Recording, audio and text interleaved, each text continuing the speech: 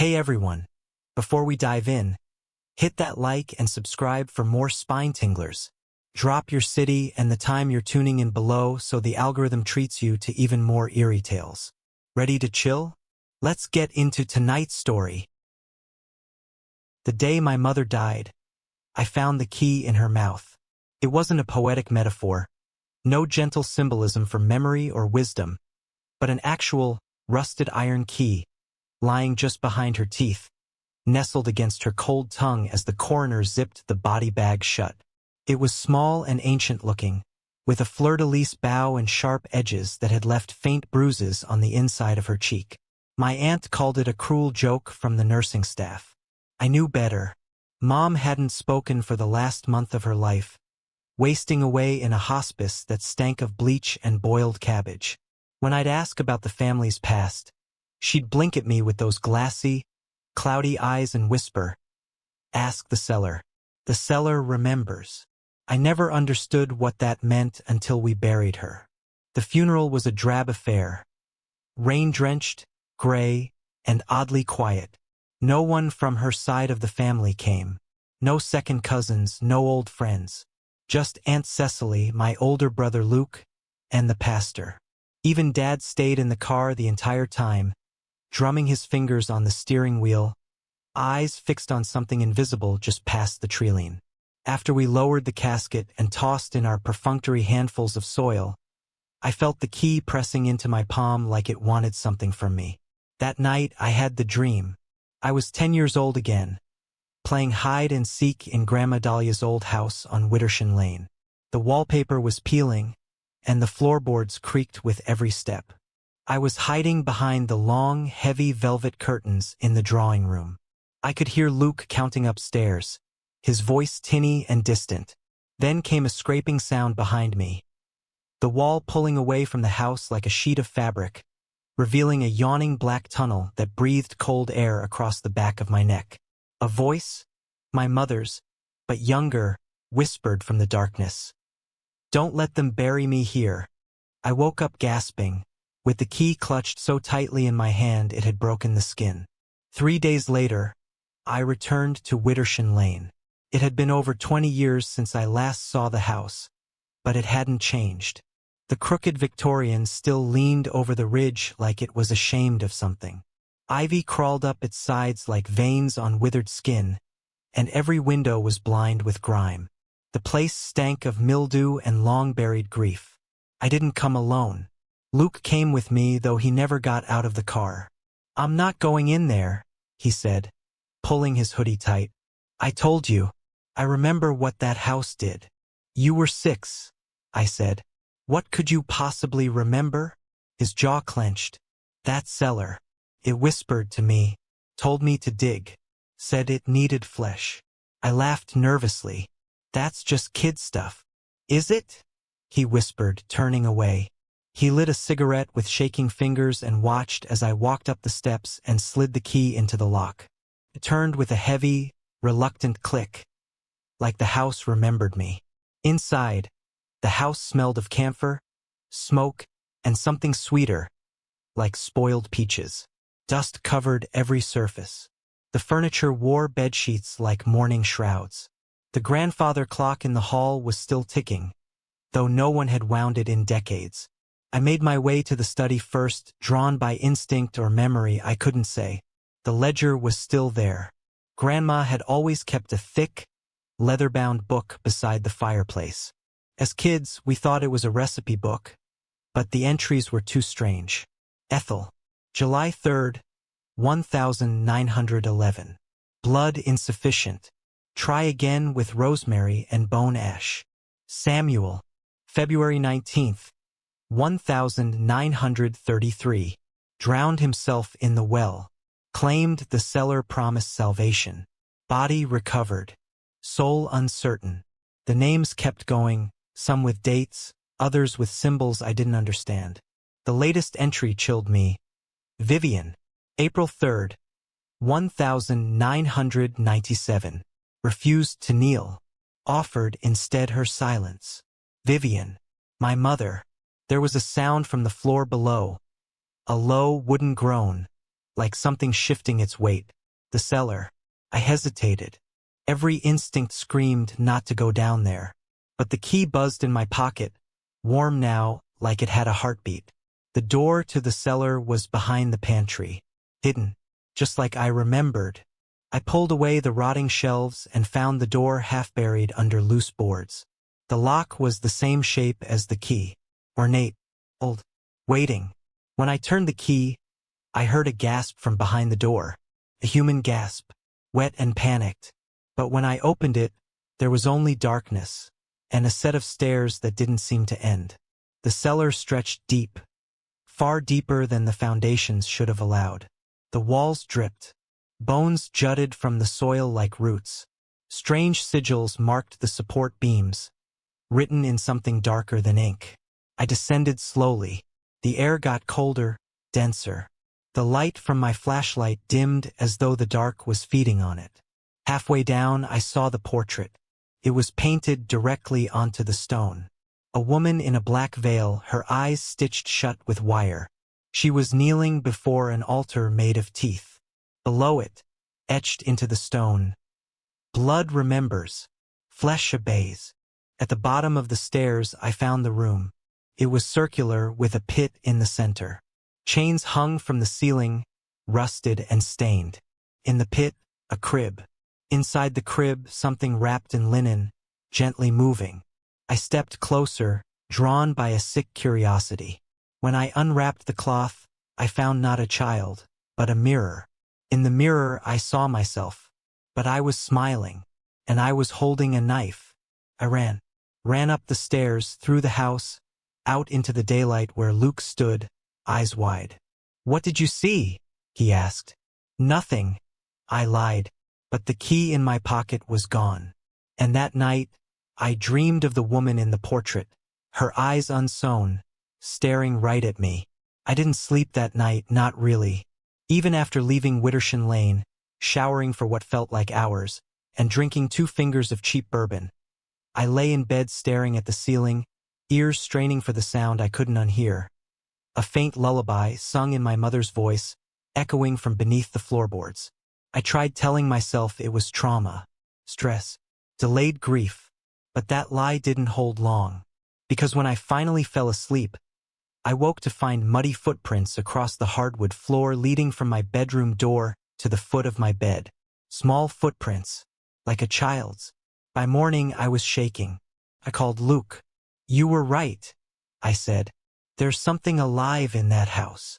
There was a long pause on the other end. Then, "You saw the crib." I nearly dropped the phone. "You knew? And you let me go down there." I thought maybe it was just something I made up. I never went all the way down. Heard things and I ran. But when you went in and the house didn't reject you, I knew it picked you. "Picked me for what?" He hung up. I went back to Widdersham Lane. I didn't want to. I had to. It was raining again, as if the sky itself was in mourning. The house looked even more decayed than before. Every window wept condensation from the inside. Something moved in the parlor window, too fast to catch, but enough to spike my pulse. This time, the door was already unlocked. I stepped inside and was immediately assaulted by a stench, fresh and foul, like something dead had recently bled out on the floor. The study was untouched, but a new entry had been written in the ledger. "He remembers. He opens. He is the vessel." My name was scrawled underneath. I found the first tooth beneath the floorboards in the nursery. The room had always been kept locked when we were children.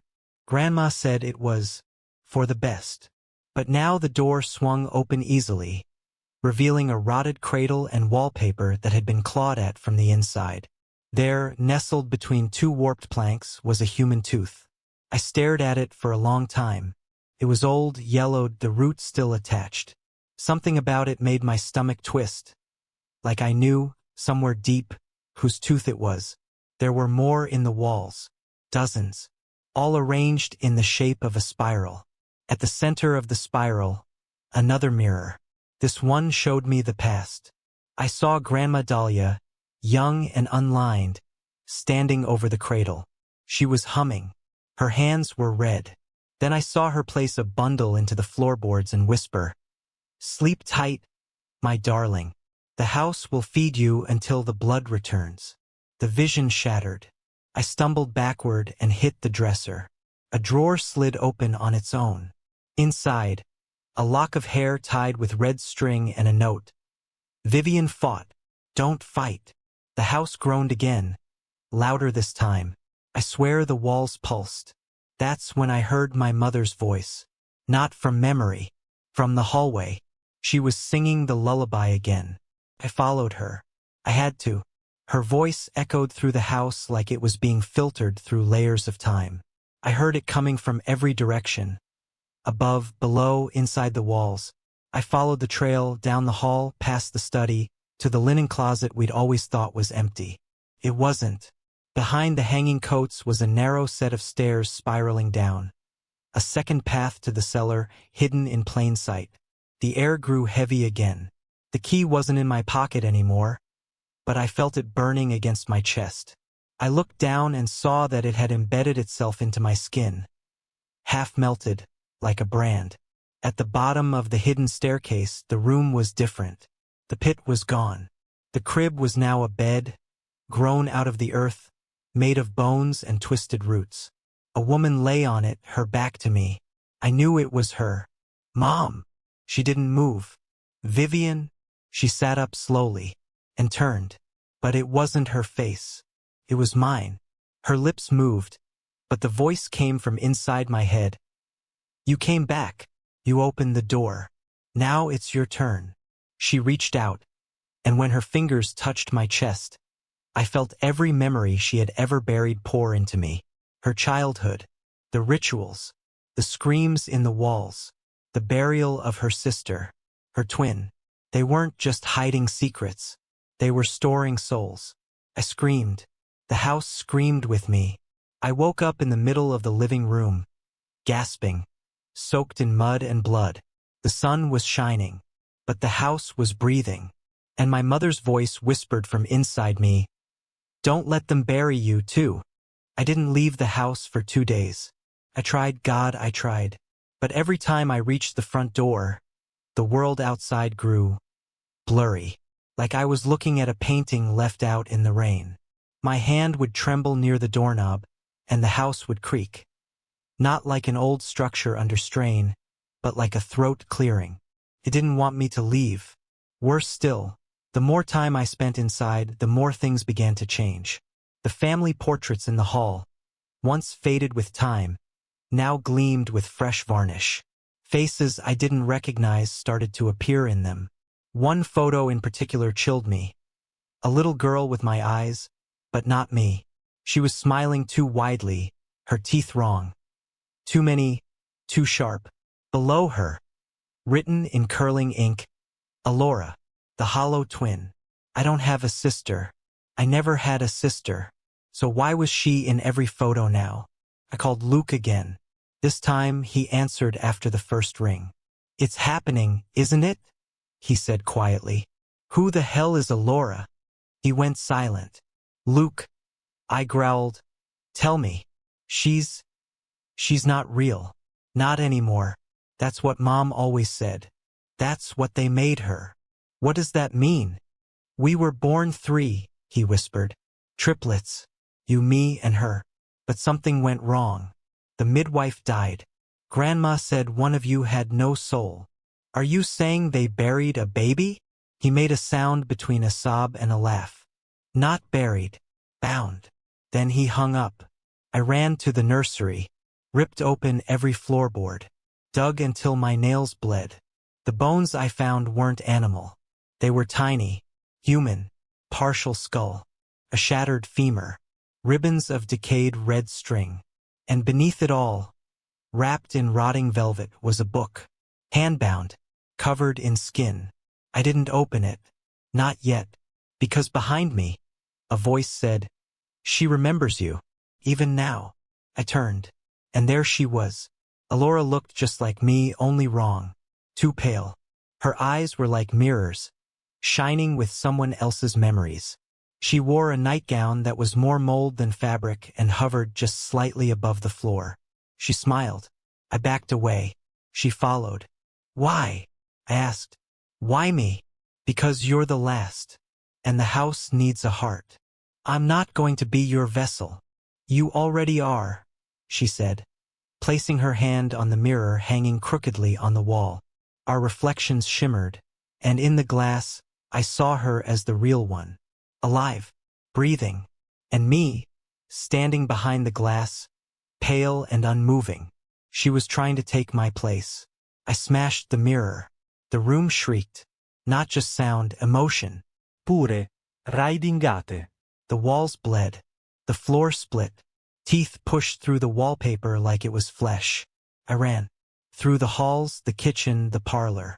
The house twisted around me, shifting. Doors led nowhere. Stairs looped. It wasn't just a house. It was a womb, prison, a tomb built to hold a soul that shouldn't exist. And it wanted mine to replace hers. I finally collapsed in the study, heart pounding, lungs burning. The ledger was open. New entry. Exchange incomplete. Host resisting. Prepare ritual reset. I screamed and hurled the book into the fire. The flames hissed and turned black. I remembered what Grandma had always said. Never go into the root cellar after dark. It wasn't just a warning. It was a clue. The main cellar was just a prelude. The real ritual site was in the old root cellar at the far edge of the property. A stone door sealed with chains and time. I followed the overgrown path behind the house, through bramble and rot, until I found it. The key, the one burned into my chest, tingled, then glowed. I touched the seal and the door opened. Inside was a staircase that didn't descend. It spiraled inward. The root cellar was alive. Flesh grew over the walls. Veins pulsed with slow rhythm. Lights flickered without source. The air buzzed with whispers. At the center was the altar, and above it, suspended in midair, hung the mirror again, restored, whole. Alora stood behind it, arms outstretched. You brought the key, she said. No, Irraplia. I am the key. I pulled the rusted object from my chest, screaming in pain as it tore free. She lunged at me. I slammed the key into the altar. The world fractured. The house feeds. The house binds. But the house can also be broken. When I drove the key into the altar, the house screamed. Not creaked, not groaned, but let out a primordial human scream that rattled the marrow in my bones. The mirror cracked from the center outward. Alora shrieked, her face splitting like rotted fruit, revealing not one mouth but many, all wailing in overlapping voices. Some were children, some were mine. She lunged. I braced for impact, for the cold fire of her ghostly hands. But it never came. She passed through me and hit the altar instead. Her body convulsed, limbs bending at impossible angles as the light from the key spilled out, searing everything it touched. You weren't supposed to remember, she wailed. But I did, and I understood. Alora wasn't just my twin. She was a vessel, a failed one. Born still, her soul had never latched onto her flesh. Grandma and the others had bound her to the house instead, hoping one day, the right vessel, me, could be used to bring her into the world. They tried with my mother. They failed. So they waited for me. I pulled the key out and the altar cracked. Roots burst from the floor, flailing wildly. The entire cellar groaned, stone weeping blood as if the house were hemorrhaging. I ran. The tunnel behind me collapsed. The stairs folded inward. The very architecture betrayed itself as the spell anchoring the place began to rot. I made it outside just before the door slammed shut behind me. Stone ceiling again like it had never opened. But I knew it had, because now the house itself was angry. Back inside, every hallway had changed. What was once linear now spiraled. Ceilings pulsed like lungs. The air smelled like scorched honey and rot. And the voices were louder than ever. My mother's, clearest of all, repeated the same 3 words. Don't let her. I passed the nursery, its door now open wide. Alora's doll sat on the floor, its eyes replaced with glassy beads that looked disturbingly real. Tracked me as I walked by. In the parlor, the portraits bled. Every ancestor's eyes followed me.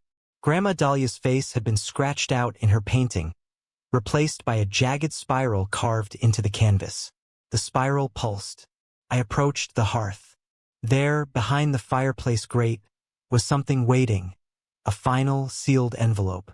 Inside, a brittle photo of the three of us as infants, me, Luke, and her, a handwritten page in my mother's script. I tried to sever her, but the blood remembers. Alora is not a soul. She is a hunger, a void dressed in skin.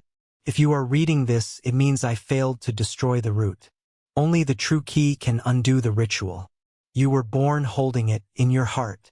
But remember, she will try to trick you. She can wear your face. Trust only what bleeds. That's when the walls caved in. She came out of the mirror again. This time older. Not a child. Me. Exactly me. Same hair, same scars, even the faint mole near my left eye. She mimicked my breathing, my blinking, my pain. Isterte her. You're not Alora, I said. I am now, she replied. She held the key, the real one. I lunged at her and we fought like animals. We slammed into furniture, tore through wallpaper, shattered lamps and shelves. She moved like a mirror, always one step ahead, anticipating my strikes. Then I remembered the note. Trust only what bleeds. I bit my lip, hard, drew blood, held it out. She flinched. I knew then. I grabbed the mirror from the hall, now cracked, humming with dark energy. She screamed, and oh, too late. I shoved her reflection into the glass, and she froze, arms flailing, face distorting, trapped in the image. The mirror sucked her inward, rippling like water, until she was gone. I smashed it. The house shuddered, and began to die. The rot accelerated. Mold crawled across the walls. The ceiling collapsed. Every room began to twist in on itself, folding like wet paper. I ran for the front door, unsure if I'd make it out, and then I saw her, my mother, standing in the foyer. Not a ghost, not a vision, just her. She reached out. You broke the chain, she whispered. You did what I couldn't.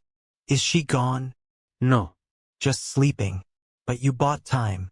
Enough, maybe, for the blood to forget. She kissed my forehead, and as she faded, I felt something uncoil inside me. A pressure centuries old, released. The house let me go. I stepped out into the morning. Luke was waiting. He didn't ask what happened. He just nodded and said, You look different. And I did, because I was. 3 weeks passed before I returned to the ruins. The house had burned. No one knew how. Some blamed lightning, though there had been no storm. The fire department arrived too late to save anything, and what they found didn't make sense. The house hadn't burned like a normal structure. It had melted. Walls collapsed inward, and the stone root cellar had sunk into the earth like it was never there. No bodies. No beams. Just ash and teeth. They found teeth. Dozens. None older than 12 years. I said nothing. Neither did Luke. We watched the wreckage smolder until the last smoke ribbon vanished. I want to leave it behind, I told him. You can't, he said. He was right, because the house still lives in me. At night, I see her. Alora. Not every night, but enough. Sometimes in the mirror. Sometimes in dreams. Once, I swear, in the backseat of my car. Just a flash of her face in the rear view before the streetlight blinked out. She's weaker now, but she's not gone. And neither is the house. I see it sometimes in my peripheral vision. A certain shape in the mist. A staircase in a building that shouldn't have one. A door at the end of a hallway that opens into something much too old. The house moved. Or maybe it followed me, because blood is the key, and I still carry mine. Luke and I don't talk much anymore. Something changed in him that night. He keeps to himself now, hoards candles, watches the windows. He says he hears her voice sometimes, whispering through the plumbing. She's not done, he tells me. I don't know if he's paranoid or right. Chapter 15. Widdershon repeats I kept the ledger. Or rather, it found me again. Delivered to my doorstep in a package with no return address, no stamps. Just sitting there one morning like it had always been mine. Only now it has new entries. David, the last blood, the silent witness. Alora, fragmented, fractured, still seeking. And at the very end, Widdershon is not a place. It is a direction. And you turned that way when you chose to return. There's a map drawn on the last page. A spiral leading not back to the house but to 10 others. Places marked with a red wax seal. Places where other stories wait. Other secrets. Other families. It seems I'm not the only one. This letter arrived yesterday. Written in looping, old-fashioned cursive on paper that smelled faintly of lavender and mold. Dear David, blood calls to blood. The others are waiting. We remember the names. We remember the line. You are the final heir. Come. The seller remembers. VL. No signature. Just initials. W.L. Widdershon Lane. I don't know if I'll go. I don't know if I have a choice. Because last night I cut myself shaving. And the blood ran counterclockwise. When my grandmother died, she left behind 3 things. A withered orchard full of diseased apple trees. A locked shed no one had entered since 1979. A handwritten will that simply said, "Let the blood harvest me." No one wanted the land.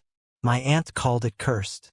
My cousin Melanie flat out refused to drive past the property. Mom never talked about it. Except that one time after too much wine when she whispered, she fed them. The roots. That's why they never got her. I should have known then. I should have listened. But I didn't. I was 27. Broke. Reeling from a divorce. So when the lawyer said I'd inherited the farmhouse and the 30 acres of rotten trees surrounding it, I packed up my Honda and moved in the next week. I told myself I'd flip the place, sell the land, and start over. Instead, I found the ledger. It was tucked beneath a loose floorboard in the pantry, wrapped in waxed cloth and stained with something that looked like old blood. The paper was brittle but legible, filled with names, Ellery names, spanning over 100 years. Next to each, a date, a crop yield, a symbol. Some were scratched out violently. Others had tiny apple stamps beside them. My name was already there. Daniel Ellery harvest due September 13. That was 2 weeks away. I hadn't even unpacked. The orchard stretched wide behind the house. Hundreds of trees in long, suffocating rows. Their branches curled like fingers, and the apples they bore were too red, too heavy, as if swollen with meat instead of juice. Some had already fallen, splitting open on the ground like burst organs. The birds avoided the trees. So did the wind. Even the insects wouldn't go near them. I walked between the rows that first evening and noticed something strange. Beneath each tree, there was a small, flat stone, like a marker. When I cleared one of them off, I saw a name, Rebecca Ellery 1897, a grave. The orchard was a cemetery. That night I dreamed of her, Rebecca. She stood at the foot of my bed, holding an apple with a human I embedded in the flesh. "It's your turn," she said. I woke up screaming, the taste of dirt in my mouth. On the 3rd day, I found the key. It was taped beneath the sink, labeled simply, "For when you're ready." The shed had always been locked. The padlock was rusted shut, but the moment the key touched it, the metal disintegrated like paper. Inside was a chair, a ledger, a jar full of teeth, and dozens of jawbones strung along the walls like trophies. The ledger on the table was open to a page marked Daniel Ellery. Below my name, a single phrase had been written: "Flesh is fertilizer. Feed the land what it remembers." There was a photo tucked into the corner. It was me, taken that morning, But I hadn't seen a camera. I hadn't heard a shutter. I was brushing my teeth, mouth full of foam, staring into the mirror. In the photo, I wasn't alone. Behind me, through the bathroom window, a woman stood in the orchard, smiling. I didn't sleep that night. I heard movement outside, branches shaking, low voices that sounded like dry leaves scraping together. I looked out the upstairs window. There were figures among the trees, tall, thin, wearing orchard hats with brims too wide to be normal. Their arms were too long, hanging past their knees. And their faces were burlap sacks, stitched with thick black thread. No eyes, just a slash of a mouth that twitched when they moved. They walked slowly between the trees, stooping to pick up fallen apples. Some they examined and tossed aside. Others they ate, not bit, swallowed whole. The next morning I found footprints, large, Bore. leading from the orchard right up to my front door, and one perfect red apple left on the doormat. Its skin had a name etched into it. Daniel. I spent the next day reading every page in the old ledgers. I pieced together the truth. The Elleries had been feeding the orchard for generations. Every 5 years, one blood relative was chosen as the harvest. They weren't always killed outright.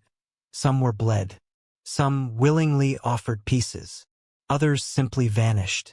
The apples grew better with family blood. But if a chosen heir refused the calling, the trees took them, their skin, their teeth, their voices, and then the harvestmen were born. The last entry in the earliest ledger was written by Ruth Ellery herself. The land was never ours. It chose us. When my sister defied the tree, it twisted her roots into new shapes. Now she walks. Now she picks. May God forgive the fruit we have become. That night I dreamed of the tree. Not all of them, just one. Massive, ancient, split down the center with a gaping wound that pulsed like a heart. Inside that wound a face. Mine. Smiling. On the 7th day, I woke to find bark growing on my hands. It wasn't a metaphor. It wasn't a hallucination. Actual, cracked brown skin had spread across the backs of my palms overnight, rough and flaky. I scratched at it until I bled, and underneath there was no muscle, just more bark. I wrapped my hands in gauze and told myself it was just a rash, an allergic reaction, stress. But then I noticed the smell. Sweet, overripe, the same smell as the apples. Came from me now. I tried to leave, got in the car, engine humming, GPS set for anywhere but here. I made it 12 miles before the road twisted in on itself and I passed the same mailbox 3 times. Ellery Lane. The car sputtered and died. When I looked in the rearview mirror, the orchard was behind me again. Closer now, pressing in, waiting. I walked back. I didn't know what else to do. And when I returned, the front door of the house was open. Inside, every wall had been carved. Hundreds of names.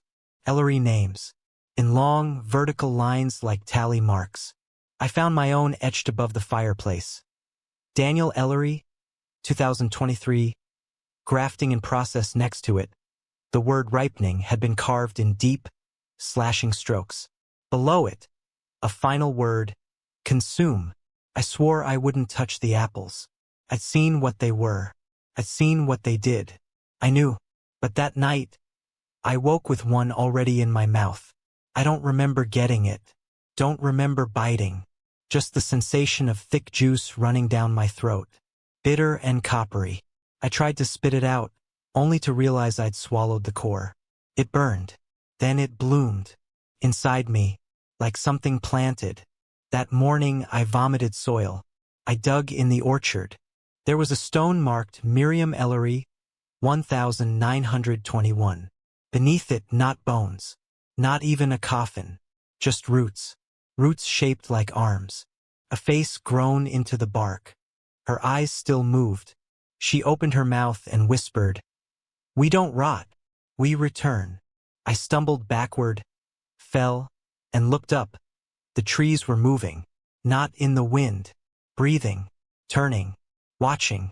and at the far end of the orchard stood something taller than the rest. A tree with a crooked spine, arms instead of branches, a head tilted sideways, half bark, half skull. It raised one finger and pointed at me. The next morning, I couldn't see my reflection. The mirror fogged only where my image should have been. I tried to call someone, anyone, but the phone just clicked. On the third try, I heard chewing. Vit.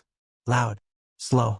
Then, a voice that sounded like mine said, "One more bite." The gauze on my hands was soaked through. Underneath, the bark had spread up my arms. I was becoming part of it. A graft.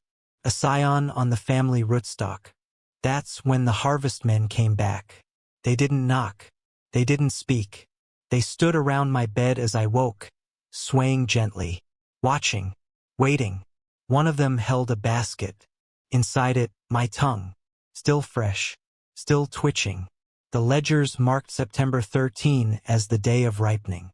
That was tonight. The full moon rose early, red as blood. The orchard glowed under its light, each apple gleaming like a slick, wet eye.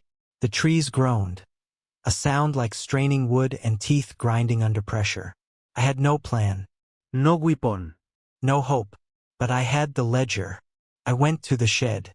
In the back, behind the jawbone strings and dried bundles of sage, I found the original contract. A parchment sealed with dark wax and the words, "We give blood, you give fruit." It was signed in 3 names. One of them Ruth Ellery. The others were names I'd never seen before. Not family. Just 2 words, the hollow root. As the moon reached its peak, the ground split in the orchard center. The massive tree I'd seen before, the crooked one, rose higher. Its trunk opened like a mouth. And inside, hanging like fruit, were people. My ancestors. Their faces twisted in agony. Their bodies shriveled, bark-bound, eyes weeping sap. And beside them, me, already grown, already smiling, already ripe. I woke up on the floor of the shed. I wasn't sure how much time had passed. My skin was stiff. My arms were no longer covered in bark. They were made of it. Thick, veined, warm in the center like sap pumping beneath the surface. My mouth was full of soil. When I looked up, I saw my reflection in the dusty glass pane of the shed window. It blinked first. Then it smiled. The reflection leaned in close and whispered through the glass. The seed took. Now let's bloom. I ran. Through the orchard, through the house, through the fence that had always kept the world out. I kept running until I found the old barn at the north edge of the property. Long since collapsed, but the cellar beneath it still intact. A trapdoor in the earth, chained shut with rust and bone. I smashed it open and went down. Beneath the barn was another orchard, a mirror to the one above, but dead. Wilted, gray trees twisted in on themselves, their branches clattering like bones in the windless dark. Apples hung still, mummified, blackened, whispering. The soil was ash. The sky above wasn't sky at all, just a canvas of writhing roots pressing inward like fingers. In the center of this dead grove stood the original tree, the one from the dream, cracked open, bleeding sap, pulsing. Tied to its base was a body. I moved closer. It was me, not bark me, not future me, but me, still breathing, still fighting, still human. Eyes opened and locked onto mine. "Burn it," I croaked, but I had nothing. Then I saw the knife, embedded in the roots, black-handled, carved with family names Ellery, back to the 1700s. A family blade used not for protection but for harvest. I took it. The tree shuddered. Voices rose from the roots. Not yet. Not ready. Not ripe. I stabbed the tree through its heart. It screamed. So did I. The entire orchard roared as the knife plunged in. A sound not made by wind or wood, but by memory. Screams echoed from every branch.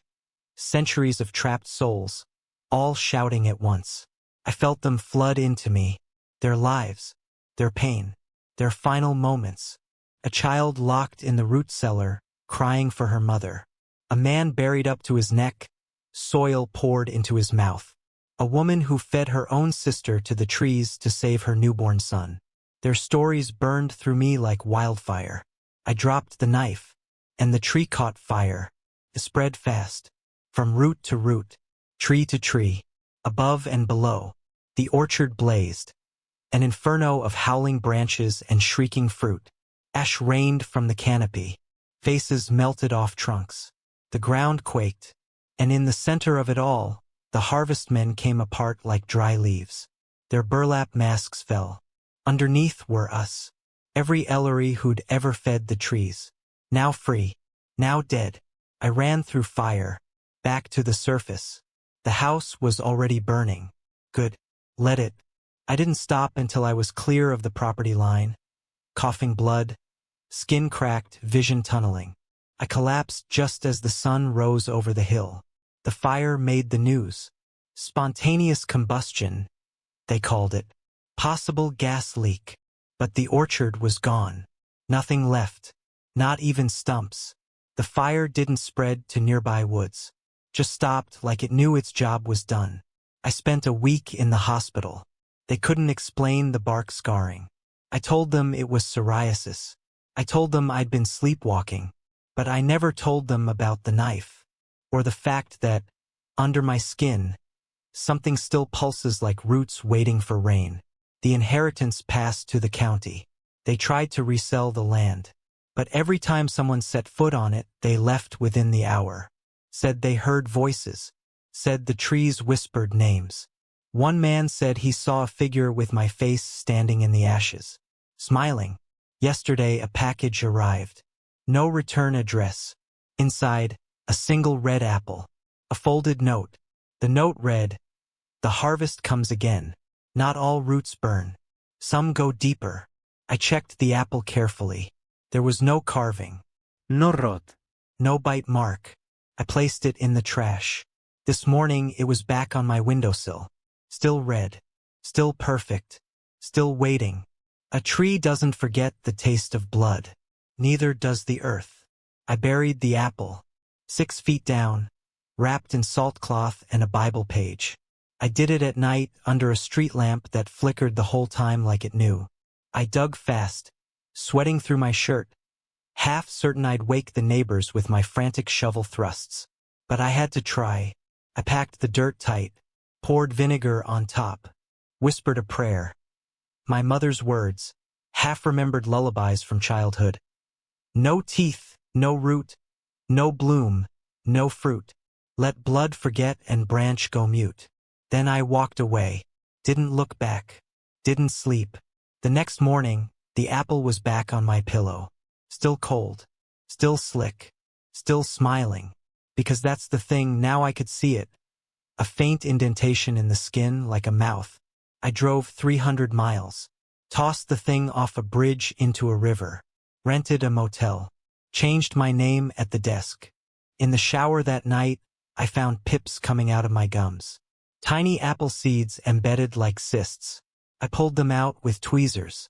I checked my mouth again the next day. There were 6 more.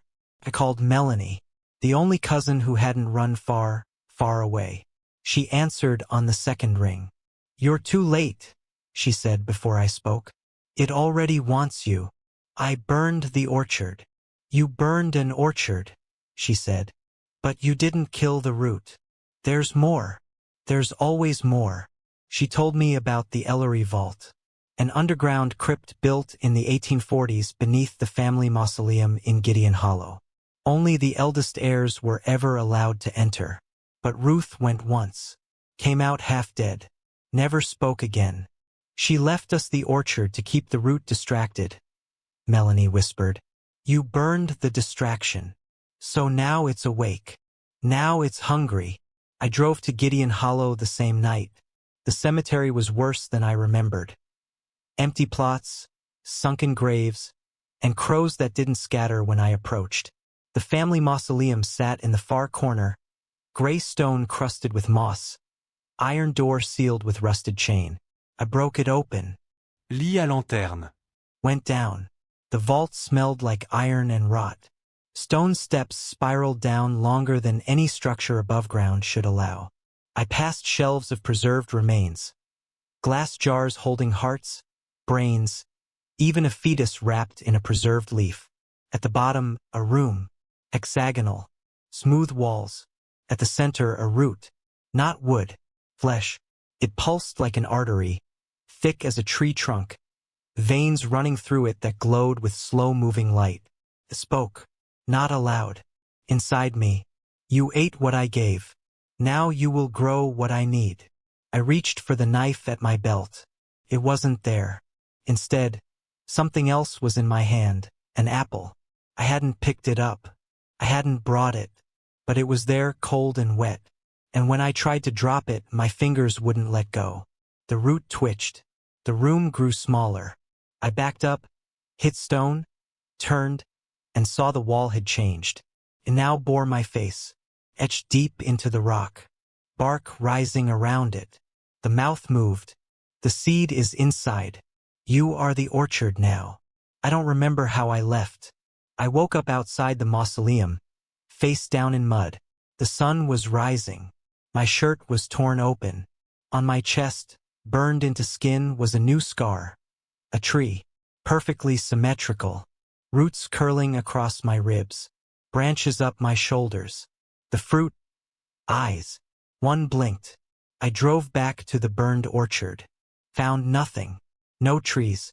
No markers. Not even ash. But the dirt was warm, soft. I dug with my hands until the nails tore off. 2 feet down, I found it. A seedling. A perfect little sapling with blood-red leaves and roots that recoiled from the sun. It opened its leaves like a mouth and said, in my voice, "Feed me." The sapling wouldn't die. I tried everything: salt, gasoline, fire, even uprooting it by hand. But every morning it returned. A little taller, a little hungrier. It started showing up in new places. Once at the foot of my bed. Once in the passenger seat of my car. And once, God help me, in the reflection of my spoon as I ate soup in a diner 300 miles from Gideon Hollow. Each time, it whispered, "You were the soil. Now be the seed." I stopped eating, stopped sleeping. The pips kept growing back. I pulled 14 seeds from my gums in a single night. They made little clicking sounds in the sink, like teeth. I called Melanie again, told her everything. This time, she didn't answer. Instead, I got a photo via text. No message, just a single image. Her hand, holding a fresh-picked apple, skin pale as wax and oozing juice too dark to be fruit, etched into the surface. "You waited too long." I drove to her house, found her back door open. The trees in her yard, maples, sycamores, old elms, had all begun to bear fruit. Apples, every one of them, hanging heavy and low, some with faces. In her basement I found Melanie, still breathing, still bleeding. Roots wound through her torso like a corset, jaw forced open by vines, and a stem pushing out from her throat. She looked at me, and in her eyes, I saw it. The orchard, bigger than before, no longer bound to one place. It had gone feral. That night, I drove until I reached the cliffs. The sea below was black. I stood at the edge with the original knife in my hand. The one I'd stolen back from the Ellery vault before it sealed itself again. I could feel the orchard inside me. Not metaphor, actual movement. Roots coiled in my gut. Leaves tickled the back of my eyes. And the worst part? I wanted it. I wanted to lie down in dirt. To sink. To bloom. That's what it does. It makes you grateful. For the fruit. For the legacy. For the family. I raised the knife. But the apple fell before I could cut. From my mouth. Whole. Vet. Glowing faintly red in the dark. It hit the ground and didn't roll. It stood. And it whispered, "Don't waste us." Then it split open. Inside a heart. Beating. Mine. You'll ask me why I didn't end it. Why I didn't jump. Why I didn't torch every last tree on this godforsaken earth. But by the time you've read this, you'll already understand. You can't destroy what remembers you. You can bury the root. But roots are patient. They twist through time. They grow through generations. They grow through blood. So if you find yourself in a house with one apple tree too many, if you wake with bark on your hands, if your spit tastes just a little too sweet, run. Because the orchard doesn't need land anymore. It just needs you. The house on Pine Hollow Road came to me through a great-uncle I had never met. His name was Evan Mallory, and no one in the family ever spoke of him. Not even my father, who treated silence like currency when it came to family history. When the lawyer called and said I'd inherited a rural home in upstate New York, I thought it was a scam, until the documents arrived. Legal, notarized, legitimate. All they said was, "To Nathan Mallory, I leave the house. Let him choose whether to step or stay." The house was old. 2 stories, weather-beaten, shutters hanging loose like cracked teeth, a wraparound porch caving in on one side, no neighbors for miles, no road but gravel and memory, and inside, dust, stillness, and stairs. The staircase rose right from the center of the house like a spine, connecting everything. Polished wood, unbroken except for one thing. The 5th stair was missing. Not broken, gone. The staircase had 13 steps in total, but the 5th was a void. The riser and tread were just absent. In their place was an opening into darkness, like the stairwell blinked, leaving a wound behind. When I first saw it, I assumed someone had removed it during renovation. But when I looked closer, I saw no nails, no saw marks, no damage. It was like the 5th stair had never existed. I stepped over it, and something sighed. Not the house, the hole. I nearly fell. The floor swayed beneath me like a dock in water. I ran my hand along the rail to steady myself and felt carvings. Dozens of them. Names, etched deep into the wood. Most were worn down, but I made out a few. Mallory H. Reeves L. Crow N. Mallory my name. Already there. That night, I heard footsteps on the stairs. Slow. Measured. 12 steps. Then a pause. Then something scraping. The next day, I returned to the staircase with a flashlight. I aimed the beam into the gap where the 5th stair should have been. No dust. No cobwebs. Just depth. I lowered my phone into the void video recording. Left it dangling on a charging cable while the flashlight app glowed. When I pulled it back up, the video showed nothing for the first 10 seconds. Then something moved past the lens. Too fast to identify, but the screen cracked.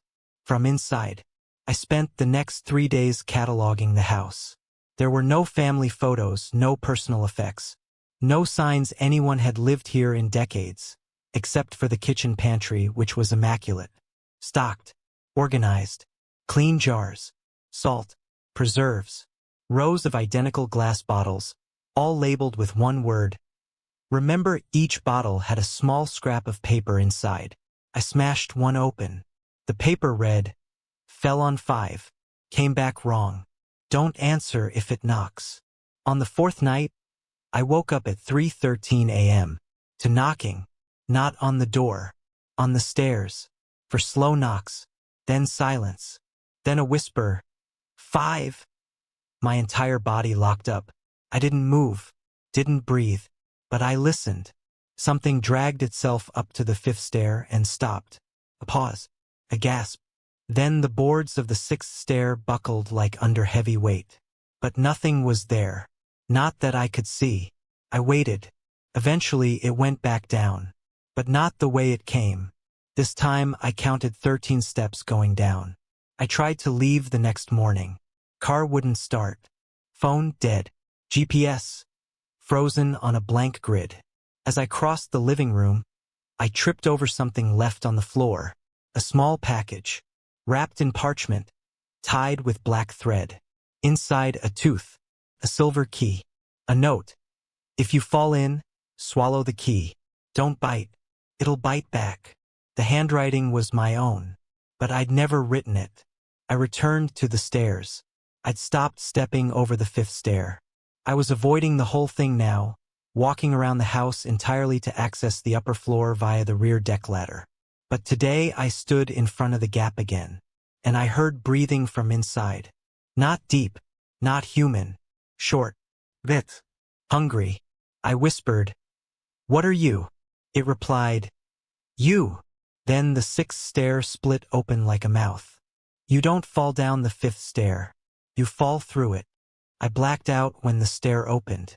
There was no pain, just light, not bright but endless, white like bone, cold like breath in winter, and voices, not outside but inside me. You came late.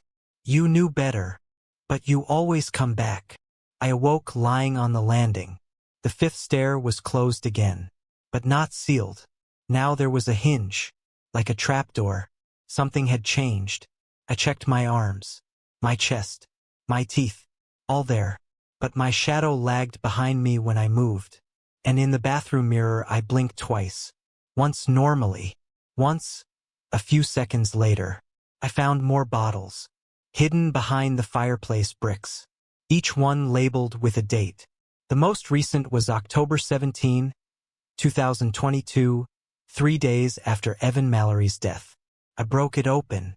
The paper inside read, "He fell on 5. He came back hollow. If you see him again, don't let him speak. His voice carries something." Then, written underneath in shaky print, "The house doesn't want him back. Neither should you." That night, Evan knocked on the door. I didn't open it. Of course I didn't. I watched through the peephole. It was his face. My great uncle, the man no one talked about. Gaunt, blue-eyed, clean-shaven, dressed in the same coat he wore in the newspaper obituary photo. He smiled, but the teeth weren't right. Too many, too flat. He knocked again, soft and slow, and said, "You left the stair open." His voice didn't echo. It vibrated. The walls quivered. The light dimmed.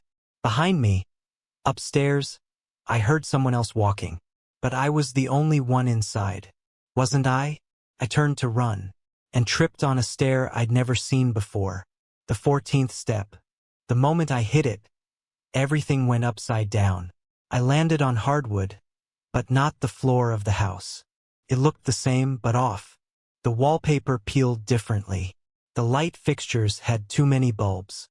The clock on the wall ticked backward. The front door didn't lead out.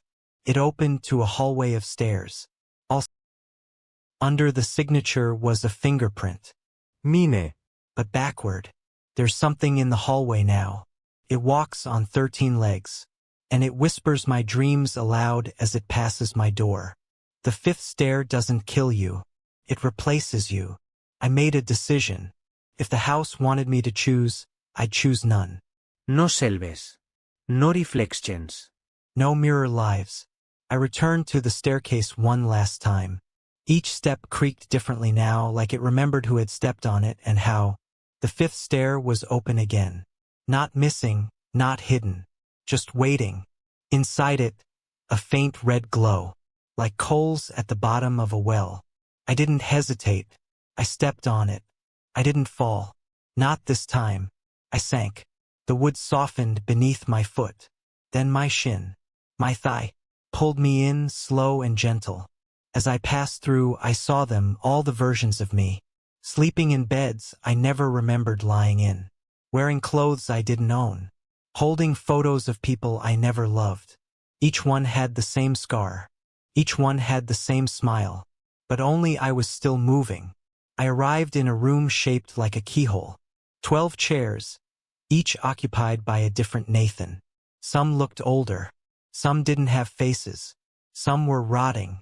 In the final, empty chair was a mirror. Full length. Antique. Silver frame with roots and thorns curling around the edges. When I stepped in front of it, there was no reflection. Just a gap. And a phrase etched into the glass. "This version is incomplete." I turned. The other Nathans stood up. Slowly, groaning like wood under pressure. In perfect unison, they said, "What will you leave behind?" I answered, Everything but the part that remembers. The mirror cracked and opened. I woke up in a hospital. The nurse said I was found collapsed in the woods outside an old house. There was no house now, just a foundation and a rotted staircase that led nowhere. No fifth step. No roof. Just moss and dirt and sky. They asked for my name. I said Nathan. But it didn't feel right. I don't know what does. Sometimes I hear stairs creak when I'm standing still. Sometimes I pass mirrors that don't show my face. Sometimes I hear my own voice in recordings I never made. And once, just once, I saw myself walk past me on the street. Same scar, same eyes, but he smiled, and I didn't. Epilogue. The house remembers they demolished the remains last week, leveled the land, paved over it, built a parking lot where the front door once stood. But 2 days later, a maintenance worker went missing. All they found was one scuffed boot and a perfect wooden stair in the middle of the concrete. Fifth from the edge. No explanation. No origin. No shadow. So if you ever find yourself walking a staircase and you feel cold on the fifth step, stop. Don't look down. And whatever you do, don't listen if it whispers your name. We weren't supposed to go into Mother's room, not because it was dangerous, but because she never really left. When my father died, I inherited the house I grew up in. A single-story ranch in the woods of western Maine, isolated and quietly rotting at the edges. I hadn't been back in over 20 years. Not since the night my mother went away. That's how Dad always put it. She went away, never died, never left us. Just went. The house was unchanged. Same shag carpeting. Same water stains on the ceiling. Same sagging bookshelf that had always leaned toward the fireplace like it was eavesdropping.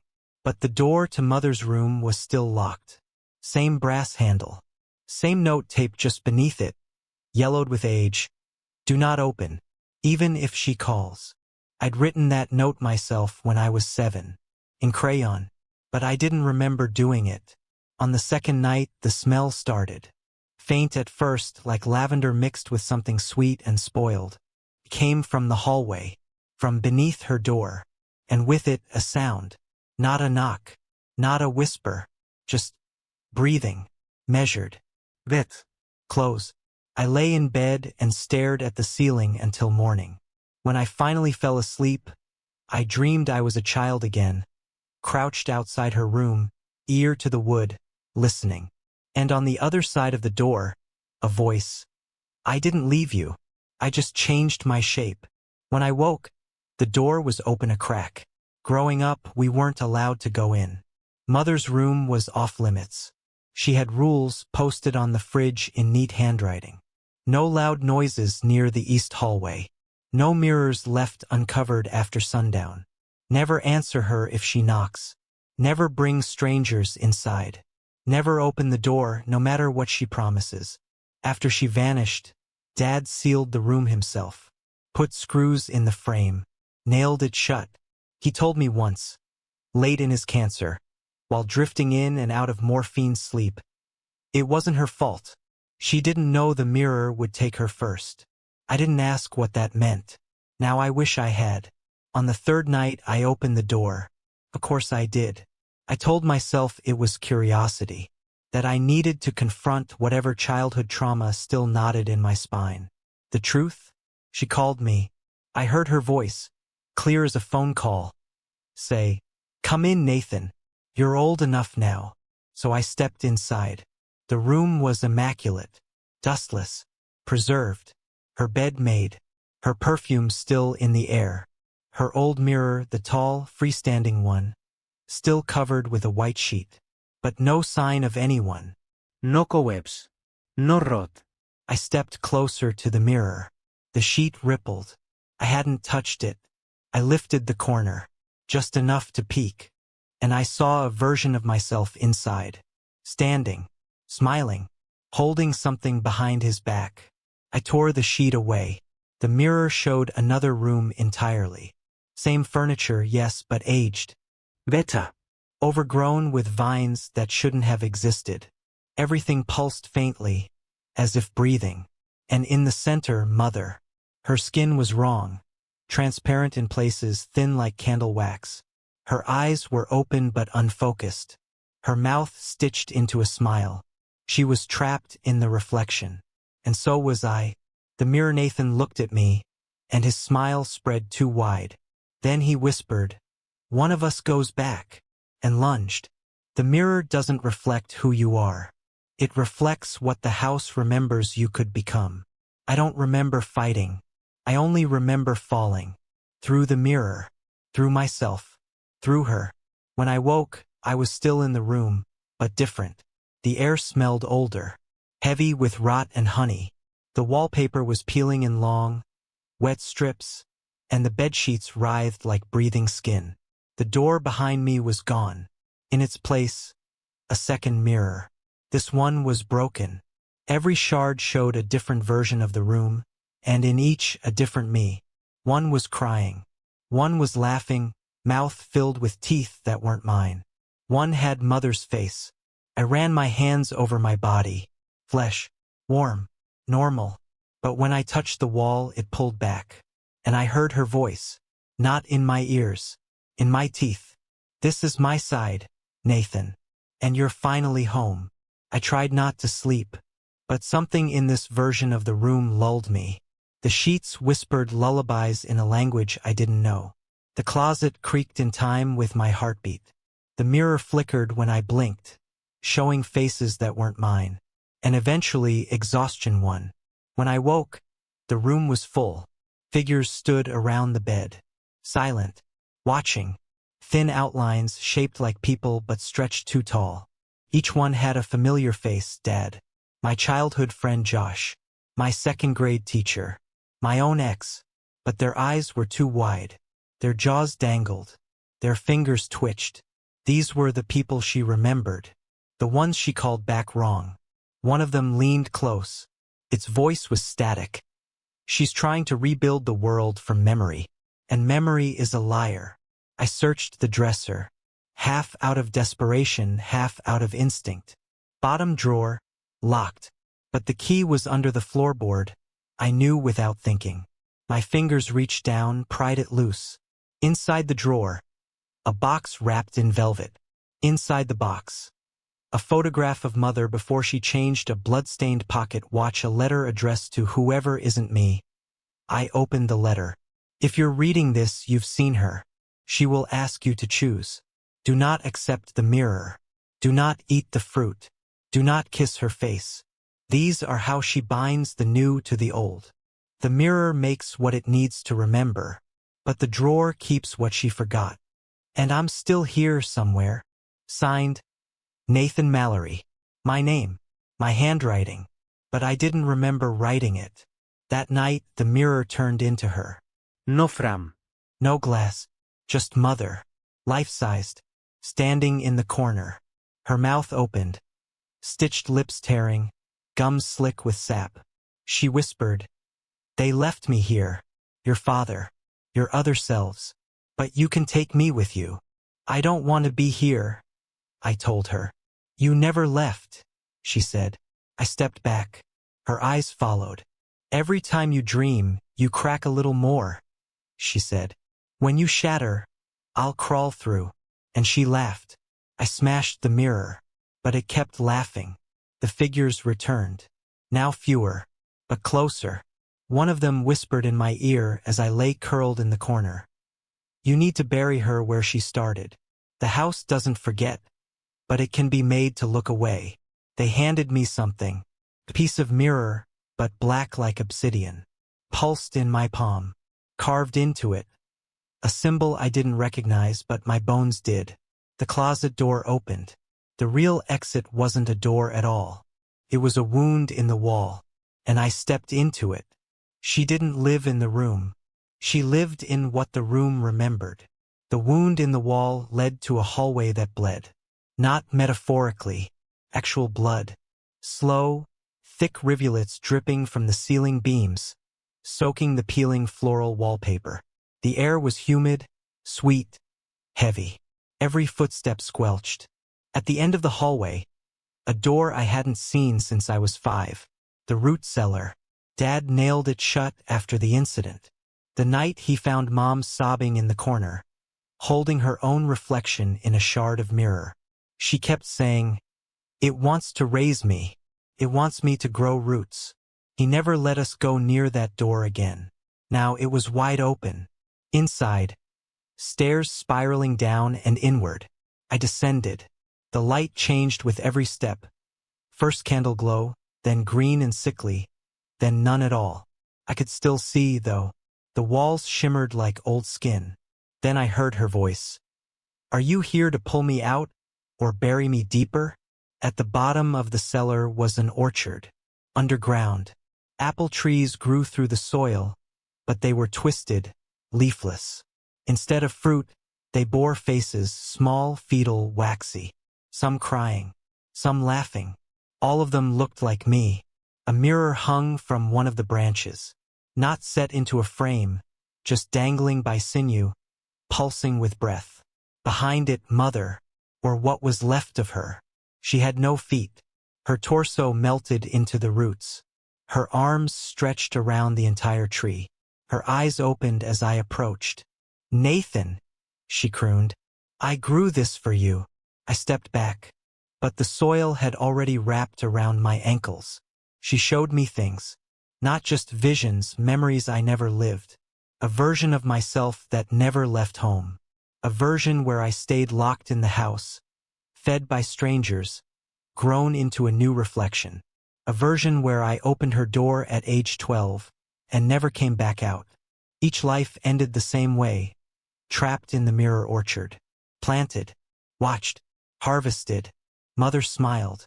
"You are the seed and the gardener. You just forgot." I screamed, tore at the roots. They bled. So did I. One of the faces on the tree whispered, "You've never left the room. This is what the mirror thinks freedom looks like." I remembered something. Back in the upstairs closet, long before she vanished, there was a frame. Carved wood. Empty center. No mirror. Just an outline. Dad had kept it covered. Said it was older than the house. Said Mother used to talk to it. Said she called it the first mouth. I pulled the memory of it into this place. Not metaphorically. I reached down, grabbed the memory, and spoke it aloud like a prayer. The orchard trembled. The trees screeched, and the frame appeared, floating in front of Mother. She hissed, "Not that. Not the mouth. Not again." But it was too late. I placed the shard of black mirror into the frame. It screamed, and so did she. The ground ruptured. The trees burned from the inside. The faces peeled away, revealing not flesh, but reflections that shattered mid-scream. The entire orchard cracked like glass, falling into the void beneath it.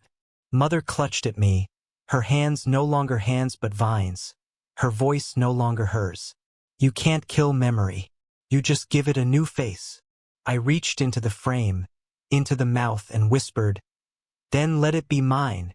The mouth opened wider and swallowed us both. I woke on the bedroom floor, alone, dust-covered, sunlight through the window. The mirror was gone. The room was just a room again. She didn't haunt the room. She was the room. I thought it was over. For a few hours, it even felt like it. I opened all the windows, let in air, cleaned dust that had no right to return. The hallway stopped bleeding. The mirror was gone. The sheets were cold again. I almost convinced myself it was a dream. Then I went to the kitchen. The rules were back on the fridge. Same list.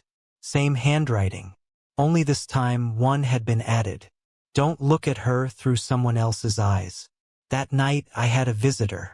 I woke up to find a mirror in my mouth. Just a sliver. Embedded like a shard of glass in the back of my throat. I gagged, coughed, bled it out.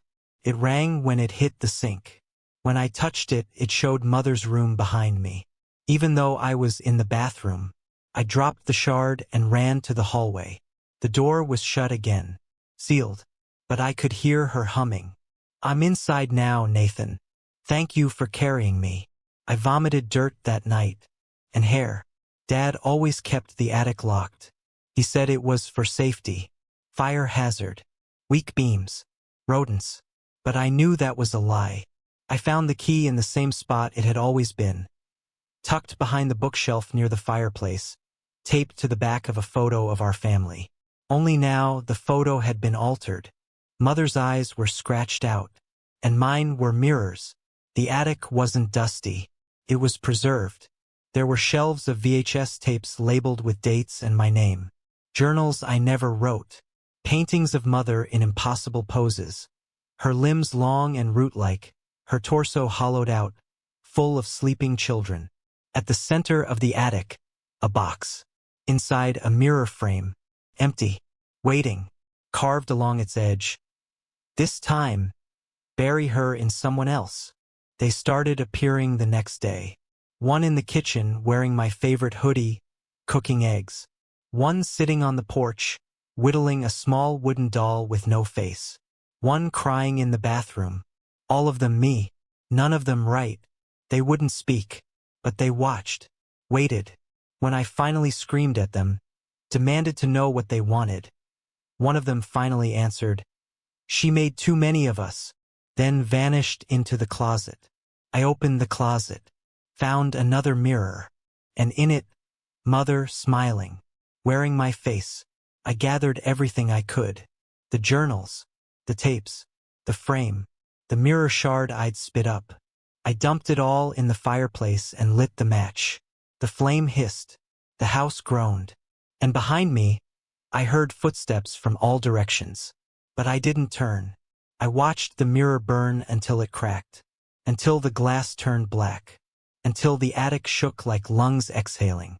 Then I heard her, close, just behind me. She said, "You think fire ends me?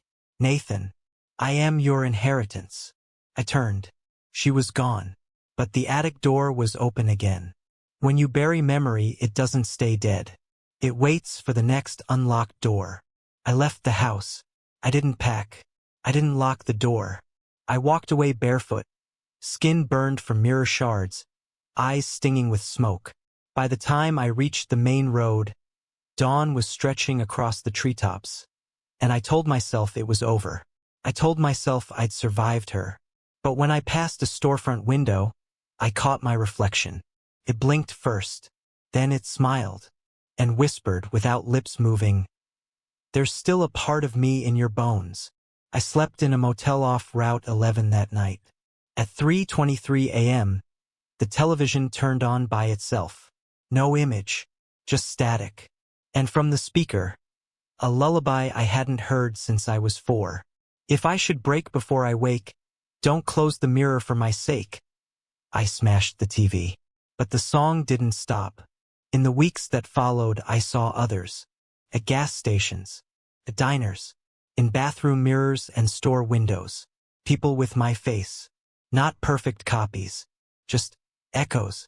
One pumped gas in reverse. One scratched messages into a payphone.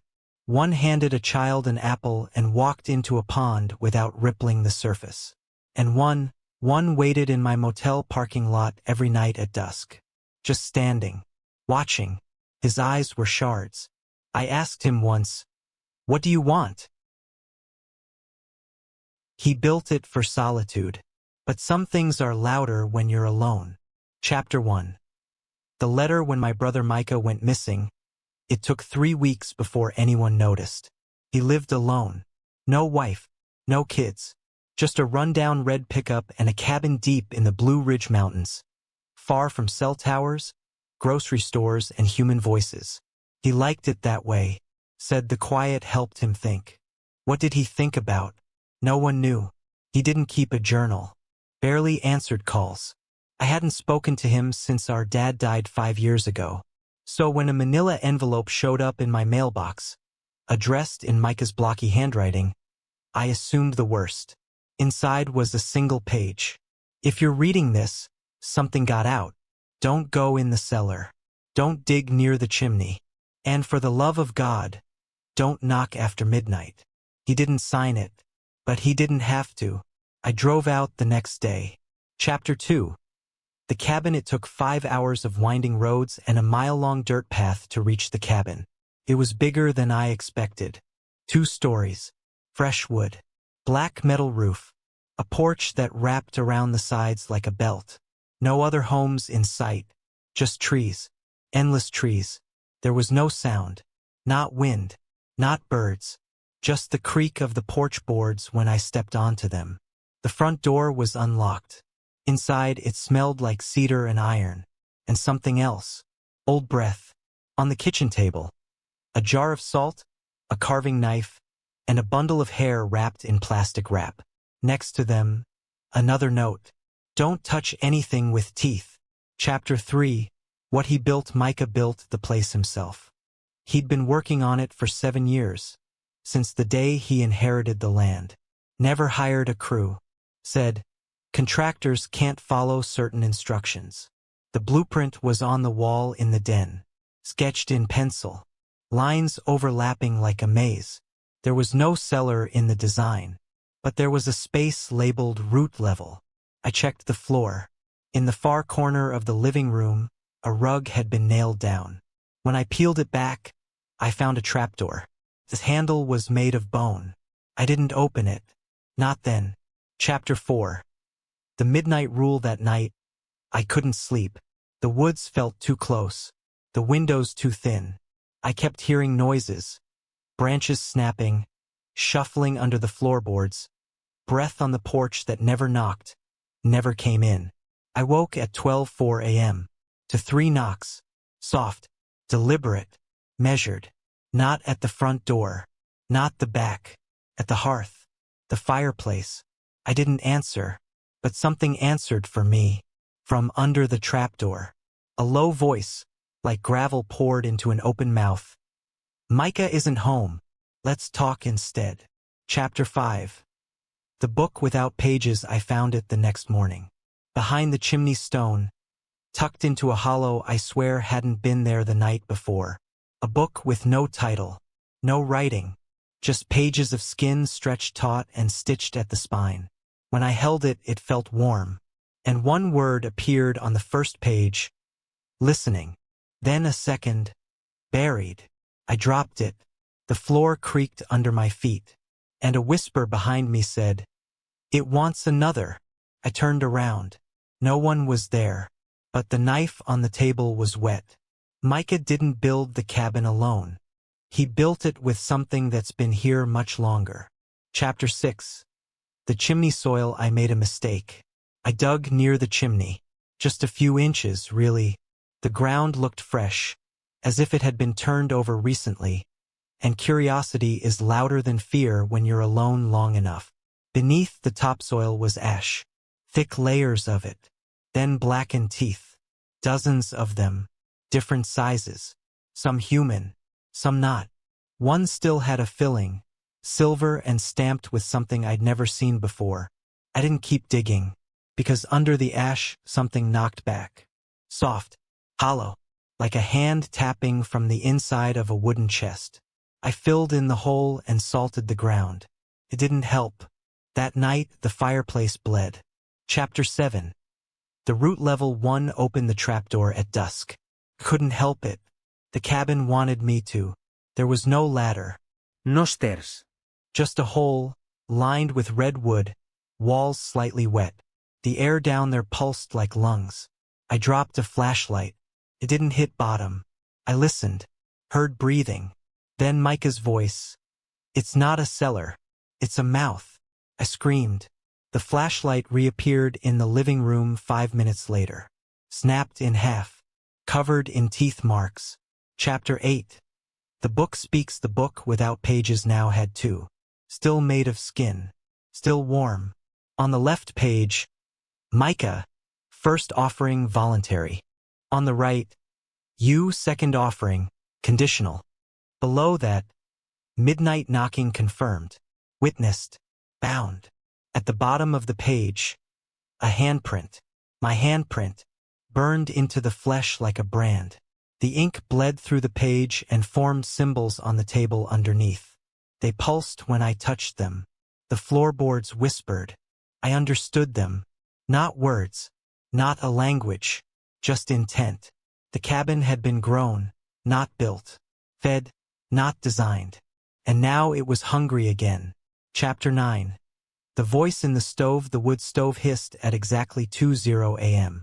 No fire, no gas, just heat. And then a voice. Micah stayed too long. The back of the stove creaked open like a small hatch, revealing a hole no bigger than a fist. I looked in. A tongue looked back. Long gray, split at the tip.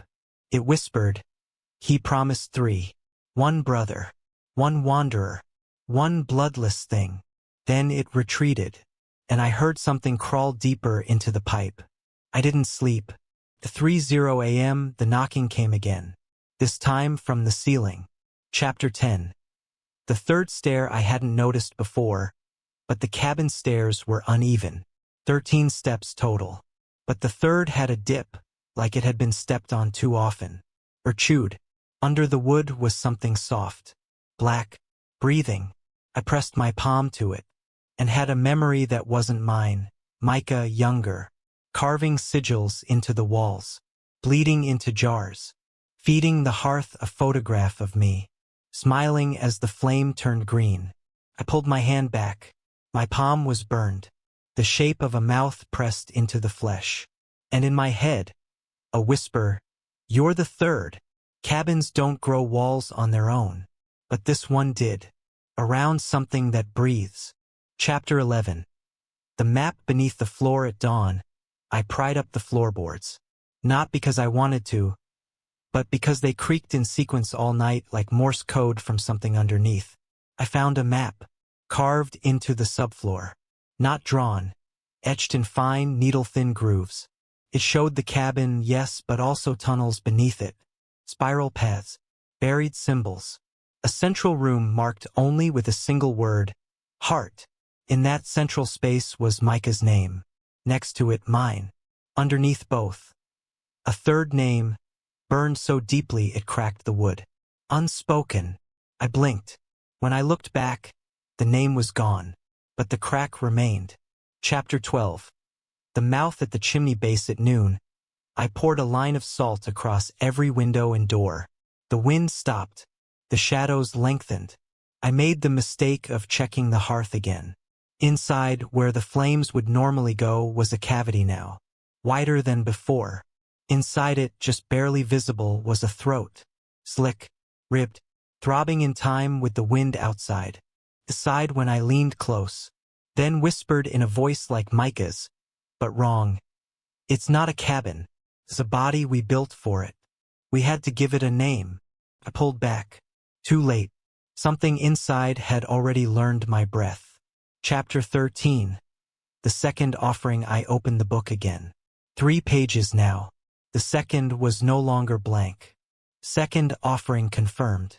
Not voluntary. Midnight knock heard. Witness accepted. Witness marked. There was a sketch of me underneath. Skin thin. Eyes too far apart. Smiling with someone else's mouth. I turned the page. The third page wasn't parchment anymore. It was mirror. And in it, I saw a version of myself curled inside the chimney. Curled like an unborn child. Mouth sewn shut. Staring at me. Then it moved. Not in the mirror. From behind me. Chapter 14. The echo that smiles. I didn't turn around, but I heard it breathing. My breathing. I stepped backward. Slowly. Into the den. The floorboards shifted underfoot. Soft, pulpy, wet like rotting carpet. In the center of the room, the coffee table had grown roots. Real ones. Veined. Twitching. The book lay open atop it. And beside it, a pair of feet. Bore. Human. Familiar. Micah. But not as I remembered him. His skin was bark. His arms longer than they should have been. His smile split at the cheeks. He didn't speak. He just pointed at the hearth. Chapter 15. The jar in the wall. I ran to the guest bedroom. It was the only space that hadn't changed until now. The walls had begun pulsing, like veins behind plaster.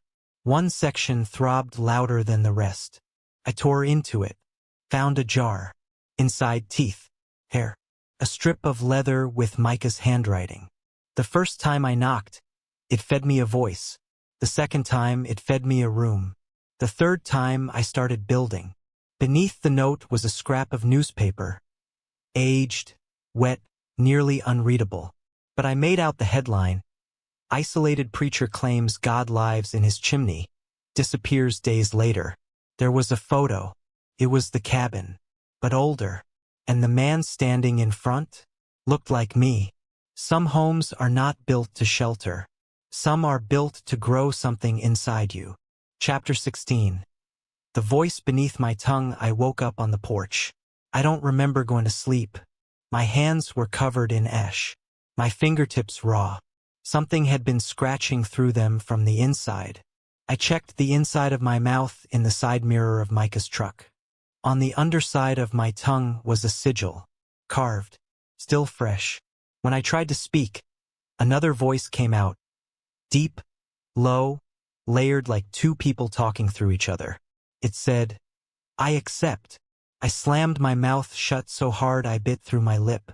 The trees around the cabin had bent toward the house, like they were listening. Chapter 17. The third knock came that night. Not from the hearth. Not from the ceiling. This time, from beneath my bed. I didn't move, didn't breathe. Then came a second knock. Then a third. Then a long, dragging scratch up the wall and across the ceiling. Stopped over my head. A whisper. He promised one more. Covered my ears. But the whisper crawled in anyway. You're the room now. Chapter 18. Heart of the house. I opened the trapdoor again. This time there was a ladder. It hadn't been there before. I descended. 50 rungs. Then the air changed. Heavy. Wet. The walls weren't wood anymore. They were flesh. I reached the bottom and entered the heart. A round room, pulsing, lit by no source.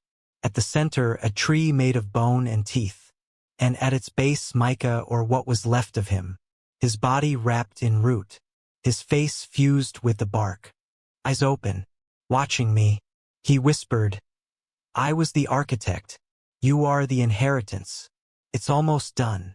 The tree shifted, revealed the book again, now bound in my skin. Chapter 19. Closing the mouth, I remembered the jar, the teeth, the leather, the sigil. I poured salt around the heart, carved the sigil from my tongue onto the wall. Spoke the last line from the preacher's newspaper quote. Something about binding the breath with bone. The room screamed. Not a sound. Pressure. It squeezed. The roots buckled. Micah's face cracked. The tree began to burn from the inside, bright and green. He looked at me one last time and said, It will just move. It always does. I climbed out before the tunnel collapsed. Chapter 20. Leaving the cabin, the house was on fire when I surfaced. But it wasn't burning. It was peeling. The walls shed their wood, revealing wet stone. The floor pulsed until it bled. I stepped out just as the porch crumbled behind me. And as I walked to the truck, I didn't look back, because I saw something in the rearview mirror. Me, still on the porch, smiling. When I reached the road, the book was on the passenger seat. Still warm, still whispering. The house is gone, but the mouth is still open. Chapter 21. Inheritance Clause 1. Burned the book. Or tried to. Poured gasoline over it. Lit the match. Watched it hiss and twist. But instead of burning, the book grew cold. And when I opened it again, a new page had written itself. Third offering, accepted. Witness, marked. Structure, transferred. Then one final line, pulsing like breath. Build again. I threw the book into the river. It didn't float. It didn't sink. It just drifted upstream. Chapter 22. The empty blueprint back home. I found a letter taped to my apartment door. Unmarked envelope. Inside, a single piece of graph paper.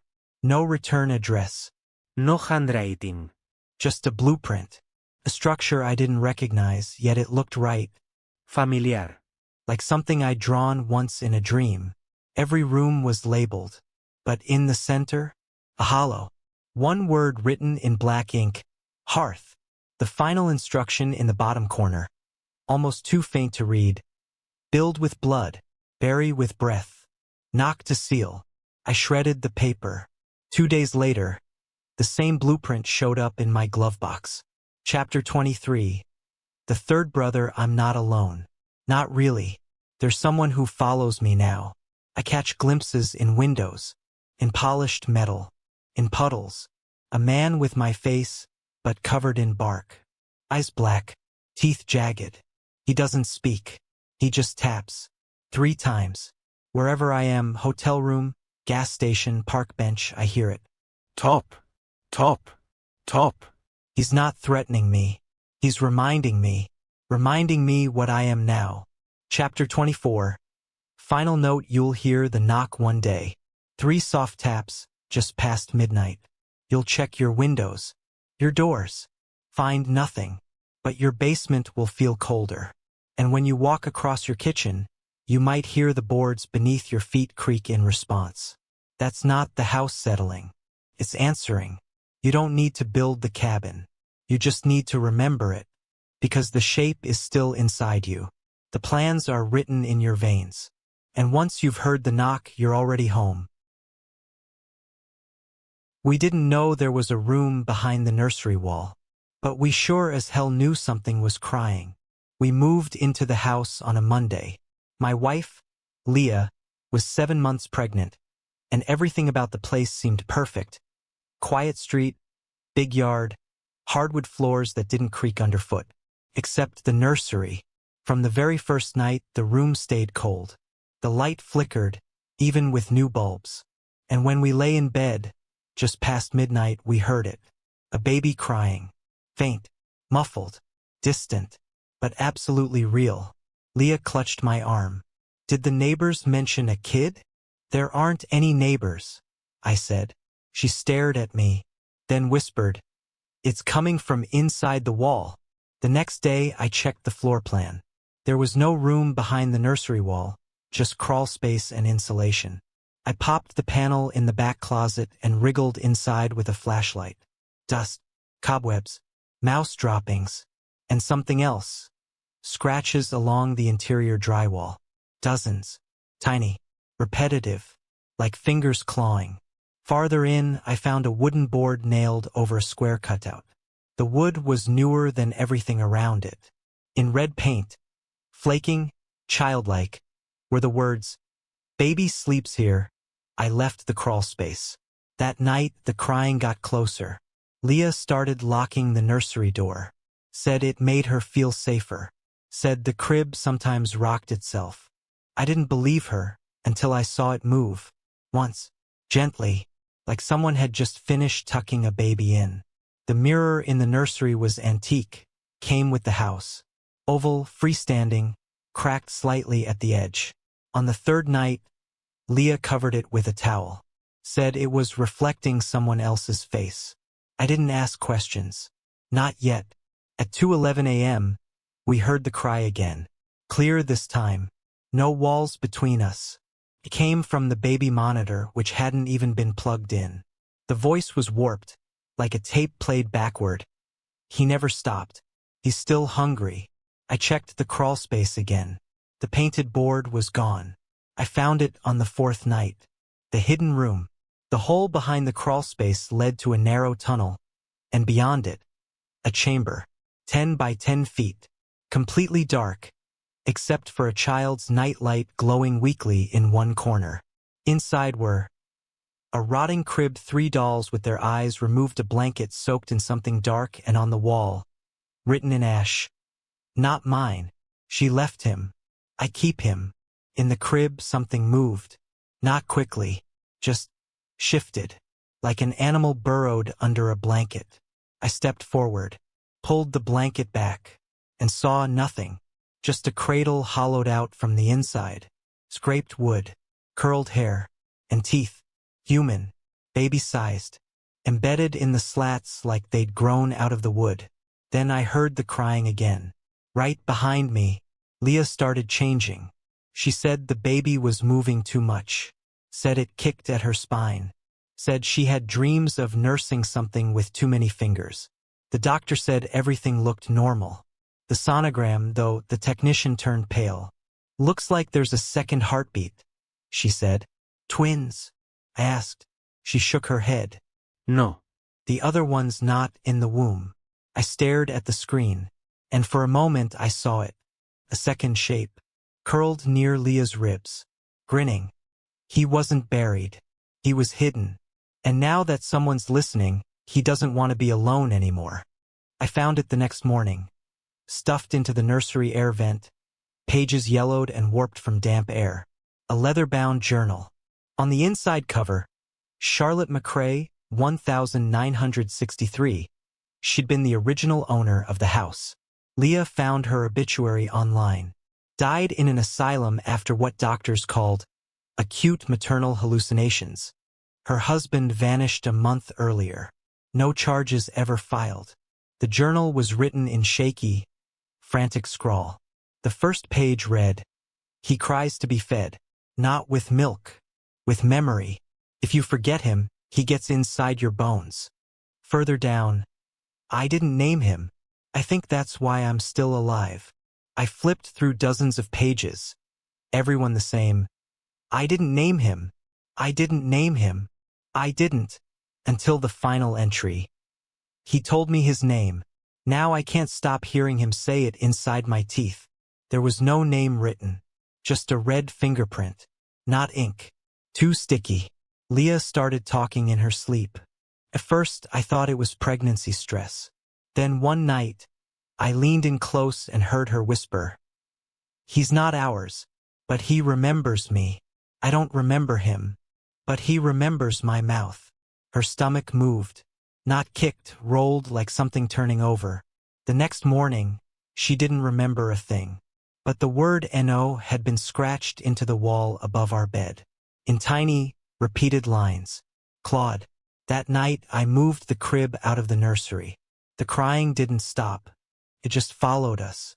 We found the first one in the kitchen sink. Tiny. Yellow. Still bleeding at the root. Then another under Leah's pillow. 3 more in the shower drain. They weren't ours. Not the baby's. Baby teeth are smooth. These were filed. One of them had a crack that revealed the inner dentin, hollow like a tunnel. I threw them out. They returned. Arranged on the changing table in the shape of a mouth. Leah didn't say a word. She just stood in the doorway, holding her belly, and whispered, "He wants to nurse." There was only ever one mirror in the house, until we found the second. It appeared in the crawl space, hung perfectly level, despite there being no studs to support it. I crawled toward it, flashlight in hand. Saw my reflection, only it wasn't me. My eyes were too dark. My hands were stained. And something crawled across my back, like a small child holding on from behind. The reflection mouthed something. I couldn't hear it, but Leah could. She was still standing in the nursery when I came back up, her face pale. She said, "It said his name, and now he's in the walls again."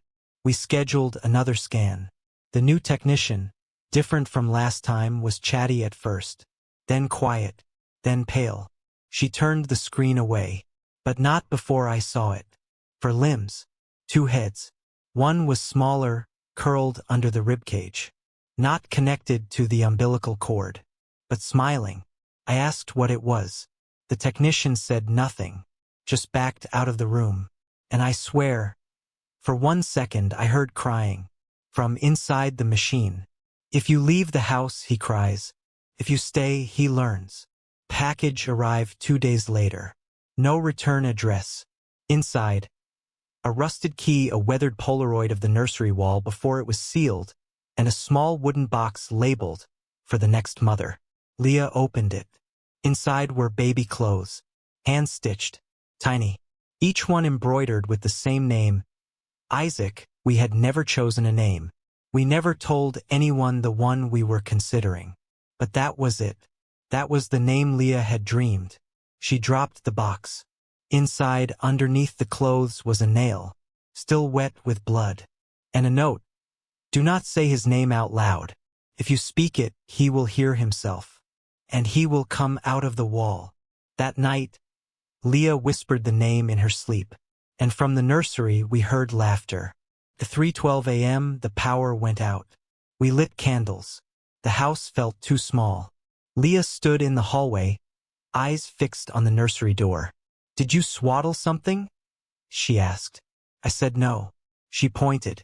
There, on the carpet just outside the room, a blanket, neatly folded, rocking ever so slightly.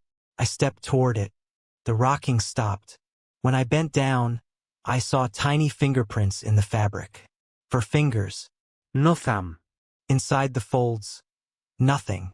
But it was warm, damp, and when I touched it, I heard giggling under the floor. The baby monitor came to life. "He's coming down now." Leah started walking differently, slower, crooked, like something had twisted her weight inside out. She said it hurt when she stood near the nursery mirror. Said it felt like someone was pulling at her from the inside. The doctor said her spine had shifted. "Compression from within," he murmured, scanning the X-ray. But the X-ray didn't look like bone. It looked like a ribcage was growing backward, hugging her organs from behind. At the base of her spine, something moved, like a hand. We burned the mirror. It screamed. I broke the drywall. The crying had stopped. That was worse. Behind the nursery, another room, smaller than the crawl space. Not on the blueprint. The walls were soft, padded, almost like the inside of a mouth. In the center, a rocking chair. On it, a porcelain doll with real hair. And beside it, a crib made of nails. Inside the crib, a journal page. Torn. Fresh. Written in Leah's handwriting. "He says I'm not the first mother. Just the first to get it right. He likes the way I taste." I didn't show her the note. She was already humming lullabies in the voice of a woman I didn't recognize.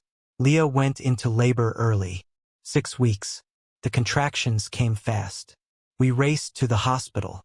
On the way, she clutched my arm and whispered, "He says he's not coming out the normal way.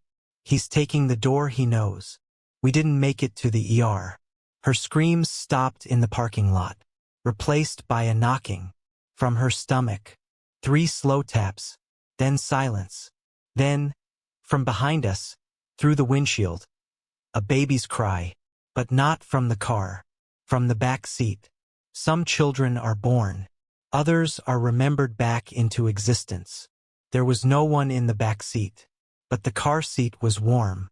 The blanket, Leah's baby blanket, the one her grandmother had made, was folded neatly, rocking gently, humming, not with motion, with breath. As if someone small and unseen was breathing through the fabric. Leah passed out in the passenger seat.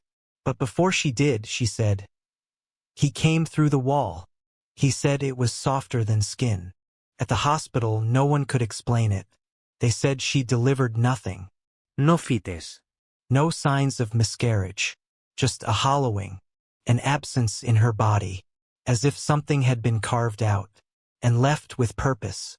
We returned to the house, not because we wanted to, but because Leah insisted. She said he would be waiting. I asked who. She didn't answer.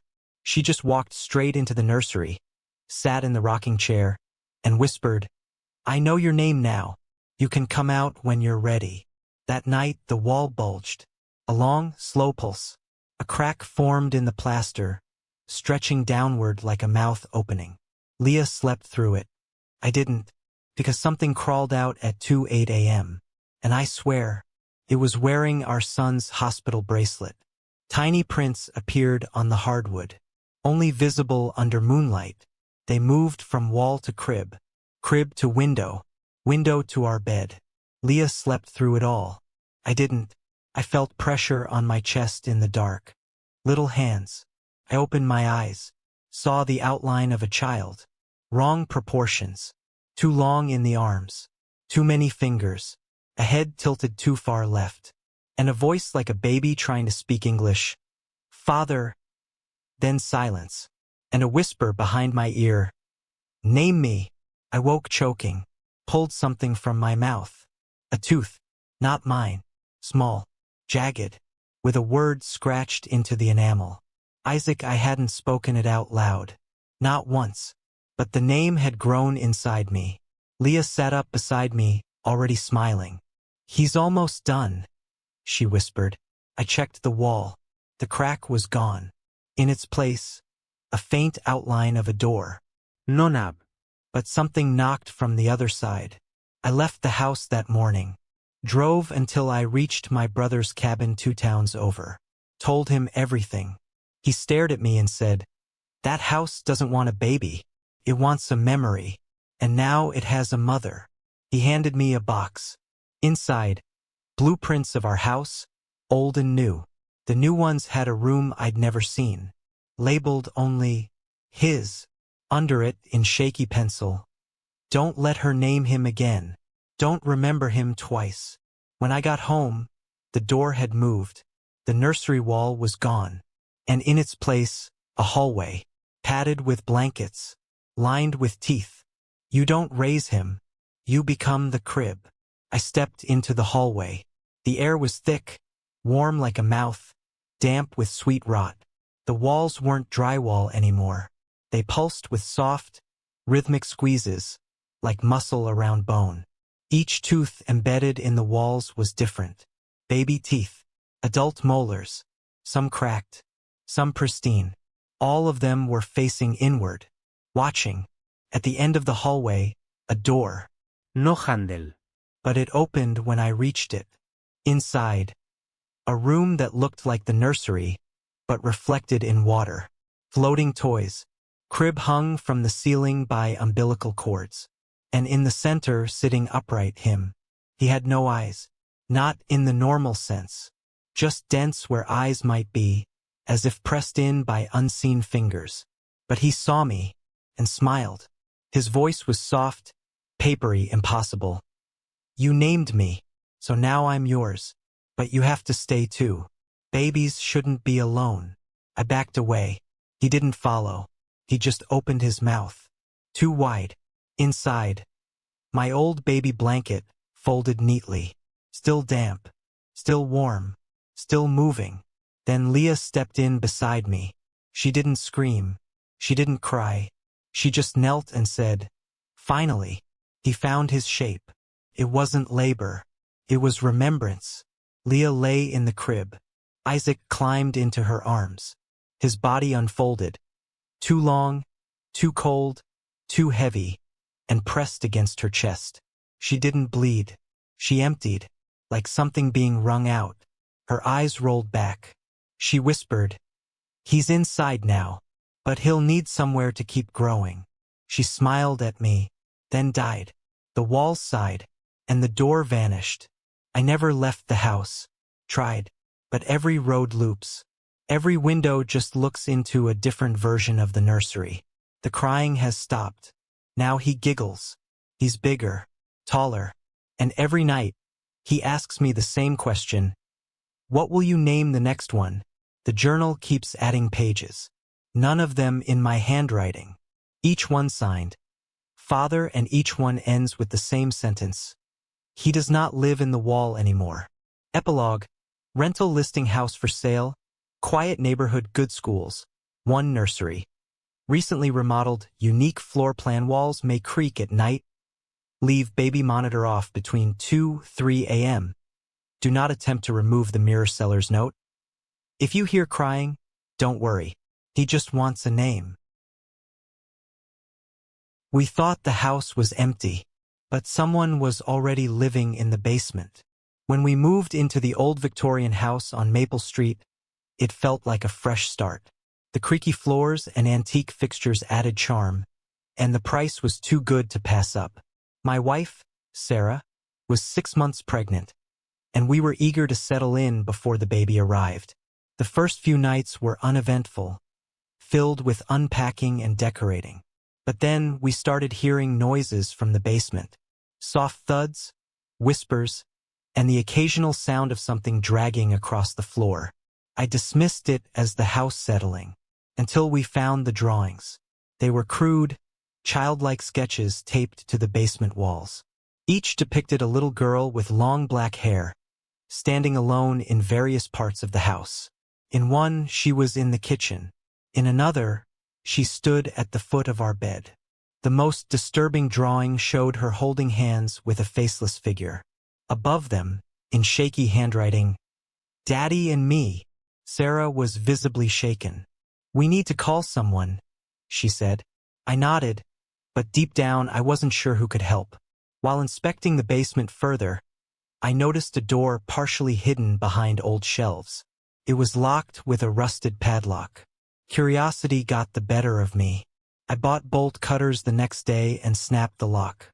The room was small, with a single chair and a mirror on the wall.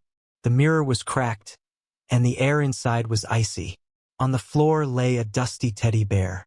Attached to it was a note. "For Emily. Be good." We didn't know anyone named Emily. That night, Sarah woke up screaming. She said she saw a little girl standing at the foot of the bed, staring at her. I checked the house but found nothing. To calm her, I set up a baby monitor in the basement, thinking it would ease her fears. At 3:15 a.m., the monitor crackled to life. A soft, childlike voice whispered, "Daddy." We didn't sleep the rest of the night. Determined to find answers, I visited the local library and searched for information about the house. I discovered that in 1972, a man named Thomas Grayson lived there with his daughter, Emily. After his wife passed away, neighbors reported hearing screams and strange noises from the house. One day, both Thomas and Emily vanished without a trace. The case was never solved. I returned home with a sinking feeling. That night, the baby monitor whispered again, "Why did you leave me, Daddy?" She wasn't waiting to be found. She was waiting to be remembered. After the second night of the baby monitor whispering, Sarah began to change. She started spending more time in the basement, claiming she felt close to her there. I asked who she meant. She didn't answer. Then I noticed her drawings. Sarah never used to draw, but now she filled notebook after notebook with pictures of the same little girl. Always the same face. Always those wide, dark eyes. She labeled them Emily. One morning, I found Sarah humming in the kitchen, rocking an empty bundle of towels like a child. She looked at me and smiled. "She's hungry. I have to feed her now." I returned to the hidden room in the basement. The mirror on the wall was no longer cracked. It was polished, pristine, and it showed something impossible. Not my reflection, but the room as it had once been. Freshly painted, clean, lit by warm light. And in the center, a girl in a white dress sat on the floor, drawing. She looked up at me through the glass. Her lips moved, but no sound came out. Then, slowly, she raised one finger and pointed behind me. I turned around. No one there. But when I looked back, the mirror was cracked again. And now it reflected me, holding a child I didn't remember having. Sarah's pregnancy progressed rapidly. Too rapidly. The doctor was baffled. "She's showing signs of postnatal hormone levels," he said. "But she hasn't given birth." When I told him about the baby monitor, about the voice saying, "Daddy," he looked at me with pity. Probably thought I was losing it. That night, Sarah woke screaming, clutching her stomach. "It's her," she sobbed. "She's trying to come out backward." I lifted her shirt. Her stomach wasn't moving like a normal pregnancy. It rippled, like something was crawling around beneath the skin trying to find a door. Then we heard it. From the basement. A knock. Slow. Rhythmic. Child height. I began recording the basement with an old camcorder. Left it on overnight. The next morning I reviewed the footage. Nothing for the first few hours. Then 3:15 a.m. The tape went dark. And in the static, a voice whispered, "She left me. You'll leave too. But I'll be here. I always am." I paused the tape. In the final second before it ended, one frame showed the basement clearly. Sarah standing in the hidden room, smiling, holding the teddy bear, whispering something to the mirror. I confronted her.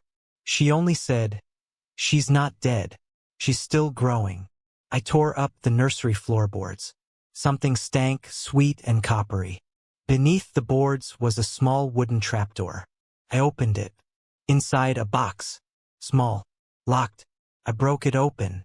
Inside were a locket with Emily, engraved a child's tooth, a lock of hair, and a photo of a man holding a little girl. I recognized the man. It was me. But the photo was dated 1971. Some families forget, but the house always remembers. I stared at the photo for hours. It showed me identical in every way, but it couldn't have. I wasn't alive in 1971. And yet there I was, holding a small girl in front of the house, hand resting gently on her shoulder, smiling as if I'd always belonged there.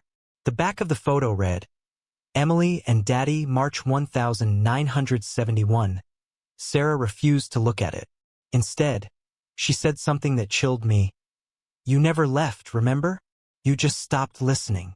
That night I dreamed of the house, only older, dilapidated, the wallpaper peeling like dead skin.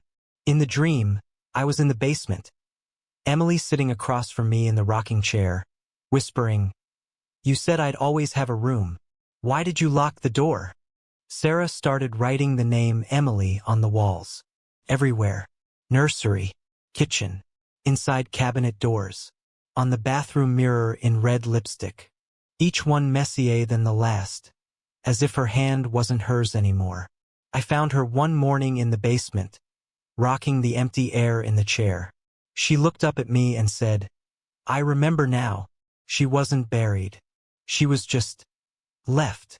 She pointed to the mirror. It shimmered, and for a split second, I saw three people reflected: Sarah, me, and a little girl holding both our hands. But in the real room, we were alone. The mirror began to change each night. More defined, more alive. By the fourth night, it showed the room as it had once been, 1971, or close to it. The crib beneath the mirror wasn't empty anymore. It rocked. Inside, a small shape, wrapped in cloth, breathing. I moved closer. The shape stirred. The cloth unraveled itself. And underneath was a mass of teeth, hair, tiny bones moving independently. It opened its mouth and spoke with my voice. "You promised." I screamed. The mirror cracked again. That night, the teddy bear reappeared in our bed. Still damp, still warm. Sarah woke at 3:15 a.m., screaming in pain, not labor cutting. Thin red lines appeared across her abdomen, like fingernails scraping from the inside. Blood bloomed across her nightgown. She looked at me, wide-eyed. "She's clawing her way back." I carried her to the hospital, but by the time we arrived, the bleeding had stopped. Completely. Even the scratches were gone. The ultrasound showed nothing. Just static. The technician looked horrified and whispered, "Whatever that is, it doesn't belong." Back home, the mirror was whole again, and Emily stood in it, smiling, waiting. I tore down the basement wall. Behind the false panel, a second door, wooden, ancient, carved with symbols I didn't understand. I kicked it open. Inside was a replica of the nursery. Same crib. Same wallpaper, same layout, but this room had been untouched by time. On the floor, a child's drawings, hundreds of them. Each one showed Emily standing outside the mirror. One drawing showed her holding a knife, another showed her climbing out, and the last showed our family. 3 people, smiling, with the caption, "Home again. The house isn't haunted. It's waiting." Sarah started humming, a song I hadn't heard since childhood, soft and slow. "Sleep, little one. Don't you cry. The walls will watch as time slips by."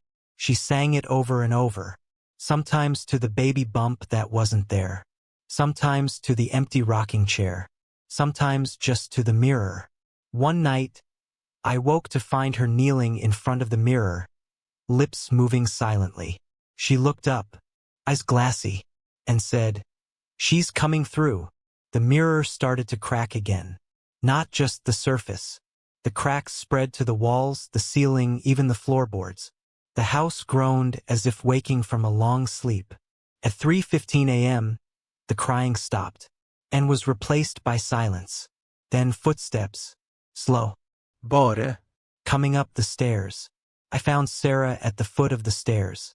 Her eyes were vacant, her lips moving, whispering words I couldn't understand. She turned to me and smiled. The little girl came out of the basement that night, not in the form of a ghost, but a shadow, a flicker of movement, a cold spot that passed through the house like a breeze. I saw her in reflections, in the corner of my eye, on the baby monitor. She whispered, "I'm home now." Sarah stopped talking, stopped eating. She just sat rocking the empty crib, waiting, until the night the mirror shattered. Glass flew everywhere, sharp and loud. The house shook. The baby monitor went silent. Sarah collapsed. I held her while she whispered one word, "Emily." The next morning, Sarah was gone. No note, no phone call, just empty silence. I'm alone now, with the house. The crying stopped. But sometimes, when I'm near the basement door, I hear laughter. Soft, childlike, and a whisper in the dark, "Daddy." Some homes don't just hold memories. They hold what memories forget. In the basement, where the walls once held the drawings, there's only one left. A single picture, crayon on drywall. A little girl standing in front of a cracked mirror. Her eyes are dark holes, her mouth a slit. Above her, in shaky handwriting, "Don't forget me again." Last night, I heard footsteps on the stairs. Slow, light. I called out. No answer. But the baby monitor crackled. A soft, childlike voice said, "Daddy, will you play?" I looked in the mirror, saw her standing behind me, the girl with the black hair, Emily, smiling. I can't leave. Not yet. The house won't let me. I hear whispers in the walls, footsteps in the basement, and every night the mirror shows me the nursery. Only now the crib is empty. I talk to her. Sometimes. A whisper, a breath, a laugh. She's still there, still waiting, still calling. Epilogue. For sale, house for sale. 4 bedrooms, 2 baths, basement. Quiet neighborhood. Special features include antique mirror and unique nursery. Buyer beware. Some children never leave. That's a wrap on tonight's Fright. If you love the chills, smash the like button and subscribe for new horrors every week. Tell me spooked in the comments and your time zone so the next tale finds you just when you need it. Until next time, sleep tight.